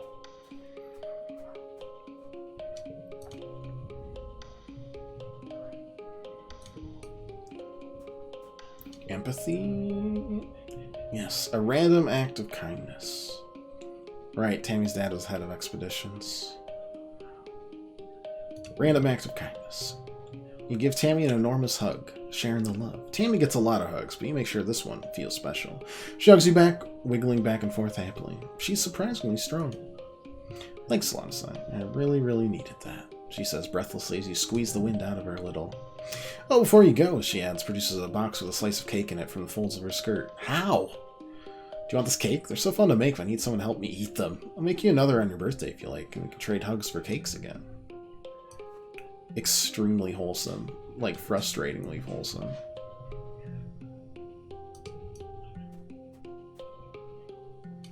Alright, we're making another just in case, because we definitely don't... We don't want... We don't want that there. If Tammy dies, I riot. Which would be impressive, because I'm the one that would have done that themselves. Back to the humanities again, I think. There's some sort of emergency engineering that requires Howell's attention, so today's class will be taught by the ship's artificial intelligence congruence. Good morning. Today we're going to talk about the formation of the Vertumna Group and our decision to leave Earth. It's a very exciting topic. We think you're finally ready to hear about it. Let's dig in. Parents formed the Vertumna Group.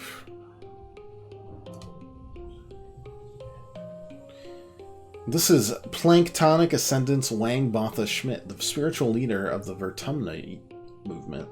They were what people called a speculative fiction writer. The Vertumna Project proved that their writing, though speculative, was far from fiction. A sci-fi author? Yeah, their best-selling novel, Life Beyond the Einstein-Rosen Bridge, told the story of a fictional utopia on the other side of the real-life anomaly at the edge of the solar system. Scientists have been investigating the wormhole for years, but it took a poet to imagine we could travel through it. Wayne Botha Schmidt's writing centered around the idea of humanity building a technological utopia on another world. I don't think we're doing technological. Translated to 100 languages, it was a compelling idea to people at the time, so fans started connecting in vert space. Far from just a book club, these people bonded over mutual aid with the increasing unrest in their own countries. They were committed to the idea of a future where everyone was treated equally without prejudice, but realized it couldn't be done online. Though committed to social justice, the group saw an impossibility of informing a truly egalitarian society while also reckoning with their own implicit biases and the diverse contexts of their real lives. They realized that this was the work of generations, and solutions looked to the future, as Schmidt did. I'm trying to learn more about this because we want to learn more about the backstories before we engage in the politics side of these colonies. The image of a squat concrete building with a rooftop garden replaces Wang Botha Schmidt. Around the edges of the classroom, the holoprojector gives the impression of towering walls topped with razor wire. The first Vertumna colony. 400 people volunteered to sacrifice their own cultural beliefs to walk through these doors, agreeing to come up with a new way of life that could be taught to their children. Babies were conceived from egg and sperm donors chosen by lottery, raised communally like you as the second generation of the Vertumna group. Those babies were your parents. So they mixed their cultures. More colonies were founded, word got out about the Vertumna group's social experiments. Assimilationism was an unpopular ideology at the time because it had been used to commit terrible genocides on Earth. This, combined with panic that the Vertumna group was destroying the family unit or raising an army of gene-tech super soldiers, brought the colony under attack from all sides. Everyone fears what they don't understand. Luckily, the next phase of the Vertumna project was ready to launch. 100 colonists were selected to leave Earth on a colony ship to seed a far-flung corner of the universe with a new human culture. The ultimate goal of the Vertumna group was you, children. A generation raised completely unburdened by troubles that plagued the Earth. Not lovely. How'd they build the ship? Oh, we had... Right, I do remember this part. They purchased and repaired an old ship.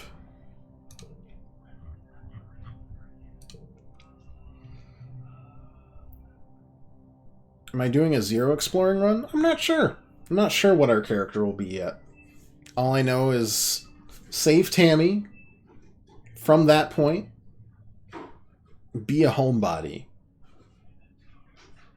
see what changes. I would imagine a lot, but we'll see. And we're skipping stuff that we've already seen because, hey, we want to see the cool new stuff. Not this stuff. What was Earth like when we left? It was awful, right? Nobody on Earth like us, unique culture, lots of information. We learned more about the Vertumna group. Professor Howell and your parents never mentioned this stuff before. They waited to tell you because they wanted you to grow up without feeling different based on your genetic makeup or family history.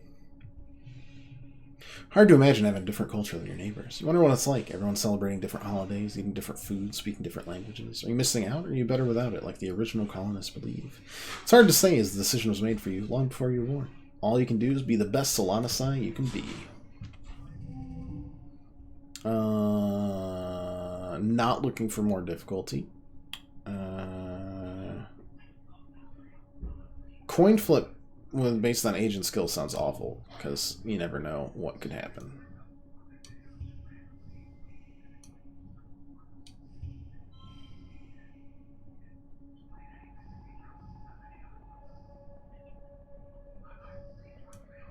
Or do I just do like 0, 1, 2,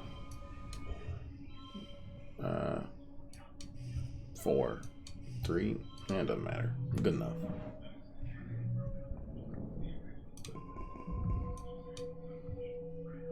Like quiet.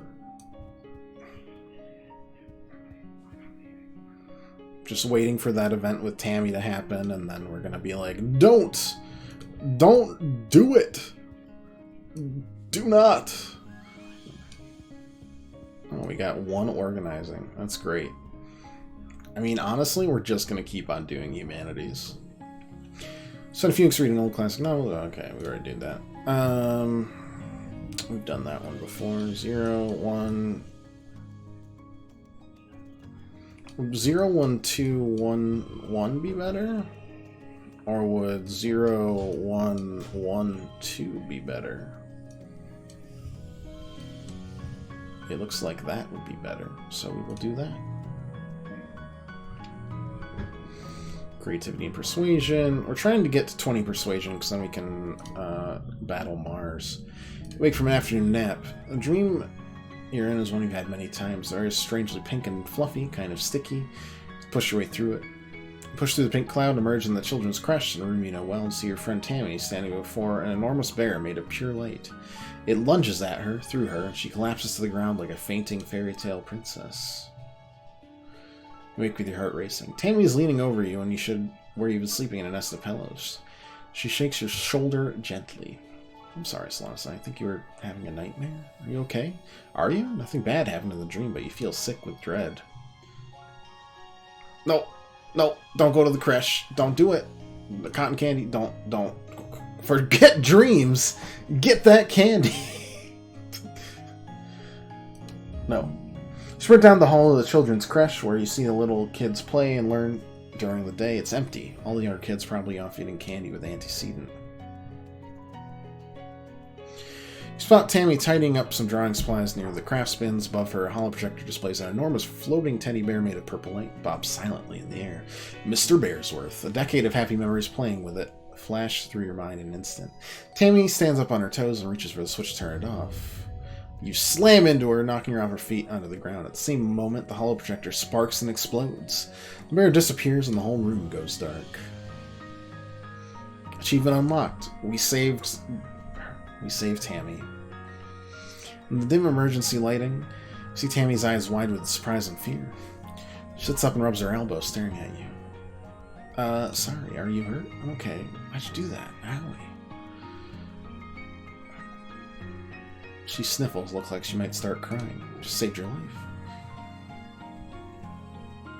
My life? She says. She peers into the dark room, looking even more frightened. How? Trying to explain the holo projector was going to shock her, but she doesn't seem to understand. What? How? But it's Mr. Bearsworth. It's just a toy, she says. She doesn't believe you, but that's okay. You're just happy you followed your dream and got here in time. You decide not to mention the dream, since he seems weirded out already. That's okay. She'll forget about it. She's 10. Projector is dead. A thin trickle of stinky smoke coming from the base. Don't worry, Tammy says, brightening as she gets to her feet. Professor Hal can fix it. He can fix anything. By the time you find the professor and finish cleaning up, you've forgotten all about the pink candy in the cafeteria. Alright. Honestly, that's all I cared about. I'm a happy camper now. We have a new character completely added. The dynamic. It's changed! Though I wish I could have saved hydroponics. It's not a sign we need to discuss, my brother. Who dis? Yes, dis. Very good. Becoming worried. Tangent's worried. Okay. I'll find out. Yep, I remember that. I need a break soon, I understand. What do you got this? She's worried about you. She doesn't care about me. I don't think a better tell me or else works. That did not change anything. Tammy is sitting down in the grass with a baby on her lap. They're playing nicely with some flowers on her strand of beads in Tammy's hair or something. Tammy keeps gently removing her hair from the baby's mouth. Solana sighs. She giggles as you join her. Aren't babies the best? Oh, we unlocked babysitting. That's new. So many new babies in the crash. You think we're starting a colony or something? Tammy laughs. But the parents are too busy doing other work, and someone needs to take care of the little ones. She looks down lovingly at the baby, who's now sucking on part of her skirt, getting it good and damp with baby drool. You could help too. It would be fun. Baby chooses this moment to spit up a big puddle of pale yellow liquid out of Tammy's dress. Oopsie. Tammy coos and picks the baby up. This is the nicest kid I've ever met. Did you take them for a minute while I find a towel, Slaughter? Baby hiccups, rolls her eyes. They look a little queasy to you. I guess.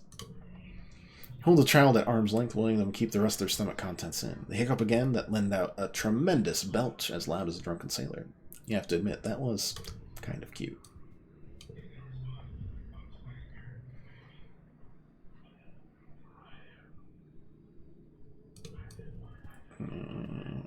Okay.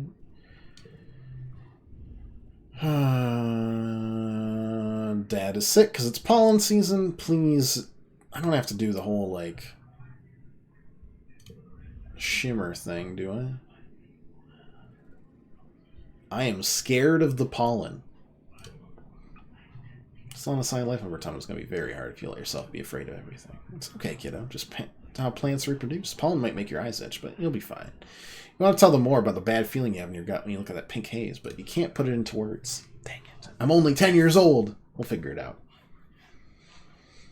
You know, the last few weeks have been very hard for you. It would be a good time to relax and stick around in the quarters. Wing. You could be right. You could be right. But I think I'm going to try babysitting, which will give us, what?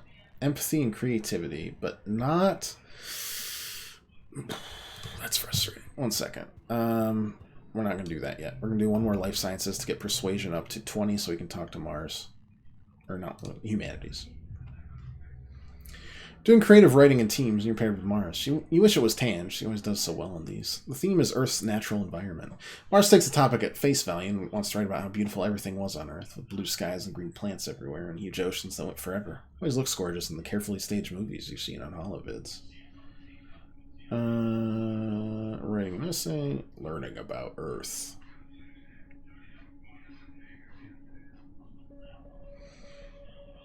Am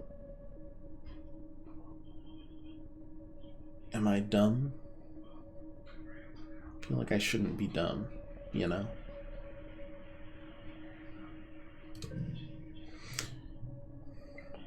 Wasn't Earth basically on fire when your parents left? You decided you should spend extra time researching how things really were.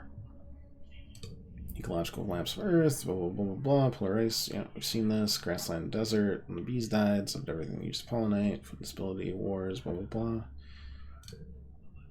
Learning all that stressed you out. All of that just because people wanted to drive in cars and own lots of stuff made in faraway places, have big families, keep their big house the same temperature all year, and all the burning dirty mud they dug on the ground. Could that happen here, too? You're too bummed to present your findings, but Mars steps up. She gets a few facts messed up, but presents it well. She ends on a high note. She doesn't think the mud here on Vertumna is as flammable as the weird mud they had on Earth, so no problem. You don't get an amazing grade. Mars accepts this with grace, but still thinks you would have done better if you'd gone with her idea. That's fair, actually. 0, 1, 2, 2, 1. Yeah. Got persuasion. So she's going to be the love interest this run? Perhaps. Her or Tammy, right? We'll see. Tell her about your day. Mars is always talking about how bored she is and wishes there was more to do, but there are 100 reasons Vertumna isn't boring. You try to list them all. There's all the cool plants, new constellations to look at. Just yesterday you watched a Dorbs moth. I said that when you were talking to Tammy. Ah, that makes a lot of sense. Mars seems too much. Mars is a lot, but I feel like she could help us in our politics. Well, no animal should be able to fit through. Mars listens politely, but starts yawning halfway through. Less bored is still bored when it comes to Mars and Vertumna. Fair. Alright, we're stressed the heck out. Mars's friends. No benefits. Uncle Tonin. Hey, you are not depressed. Look at that smile. Look how happy he is until he dies. Uh-oh. When does he die? Does he die after the first? He dies after the first glow. Hal dies soon.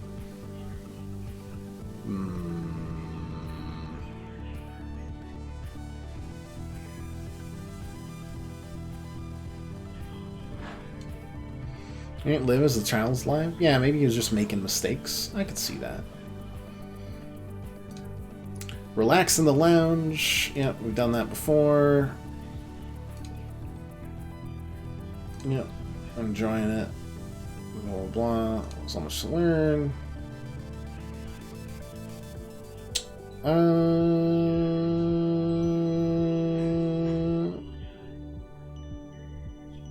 I don't really want to do either of these things. I miss space. The others look uncomfortable, but Tammy quietly nods. It's scary on Vertumna. It's much nicer on the ship. Nicer and safer and not hot all the time. And all the bugs. Stay close to the creche for now. And less of the deja vu dreams come to life feeling this week. I'm starting to think you'd even imagined it, but you get a prickling sensation in the back of your neck. Remember, alright, then Mars says, look outside. They're hoisting a flag over command. Yep, we were here. We've seen that before. That does seem kind of bad. Even now. Like, it'll help the zeros maybe a little bit, but eh.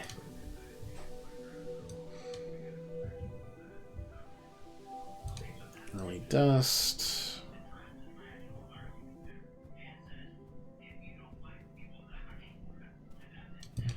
I forgot that I had something that pointed them out. Makes sense.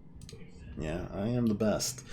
Mars begrudgingly shakes your hand, leaning to whisper you better enjoy your victory now, because she's going to destroy you next year. After the festivities are over, everyone takes time for a much-needed break. During the first fierce heat of dust, a few days rest is exactly what you need. You feel refreshed. Alright. And I feel great, because we saved someone from surviving. Tammy doesn't save someone from dying. Doesn't notice you approach. She's bent over her holopon, intently taking notes until you get close enough that her ears wiggle and she looks up surprised. Oh, hello, Selassie. She greets you cheerfully. I'm so sorry, I didn't see you there. That's what she's studying, and she flushes pink and tugs on her ear. Oh, I'm not studying. I'm making a list of my friend's favorite things. She laughs a little embarrassed. And, well, you're my friend, Selassie, so what's your favorite color? I hate all colors equally. I'm a IRL blue guy. She notes the answer and then asks what your favorite dessert is. Dessert? I prefer the Sahara myself. I think this humor is going to be lost. I guess I like space cake. That sounds kind of fun. Yeah, space cake is my favorite too. Damn, that's as well. Last question. What's my favorite toy? Toys are for immature children. I'm 10. So I like action figures. I know what to get you for your birthday. Ask what her favorite things are. Yellow, dolls, and cake. So we're pretty much the same person. I mean, hey, there are worse things. You know, Selassie, you're alright, Mars says as you approach. Blink at her, trying to figure out what she means. You're an alright what? You're alright. Mars laughs, tosses her hair over her shoulder. You actually have good taste, unlike all those other nullheads. Ever since we landed, it's been help with this, Mars. Don't want resources on that, Mars. It's boring. At least you understand the importance of sophistication. This skulks out of the living quarters, has to pass you both, clearly not trying to draw your attention. Where's he going now? Mars mutters to you, then raises her voice to Dis can hear. Trying to get eaten by aliens, she calls out to Dis. If you die out there, they can't use your body for fertilizer. Don't be a waste. Hey, shut up, Mars. Dis is cool. You say that loud enough for Dis to hear. Looks at you with wide eyes before scurrying towards the walls. Huh. No accounting for taste. She seems to respect that you challenged her. Alright. She watches Dis disappear from sight, then shrugs. Maybe you can get through to him. We've tried, but he doesn't care about contributing to the colony or being popular or earning kudos or anything important. What do you contribute, Mars? Mars laughs, puts her hand on her hips. I contribute plenty, and you know it, Selassie. People need someone to tell them what to do, don't they? Do they? Yeah, we need to get our toughness up to 10. 10 tough stuff. You like eggs, right? Actually, we've got, like, a lot of stuff from all of our friends, right? Spoken like a true bureaucrat. I'm just trying to embody the role we've given ourselves. Election Xeno, dislike crystal clusters. Yeah, we got a Xeno egg for you, right? Boom, bam.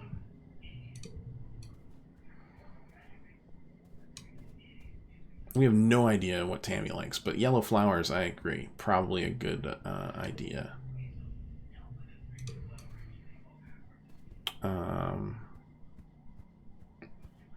Anyways, let's end it there for today. We'll continue our second playthrough.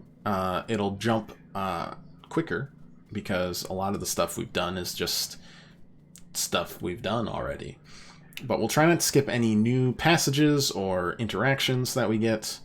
And we'll be back on Thursday. So, hey, if you'd like to leave a follow or just come back, hang out any other time you want, we'll start integrating ourselves in the government soon enough. 10-year-old little politician. That's reprehensible. It'll be great. But until next time, hey, thanks for watching. If you'd like to leave a follow, just come back, hang out any other time you want. Did I already say that? My brain is completely fried. I probably already said that, but it's all good. And until next time, toodles.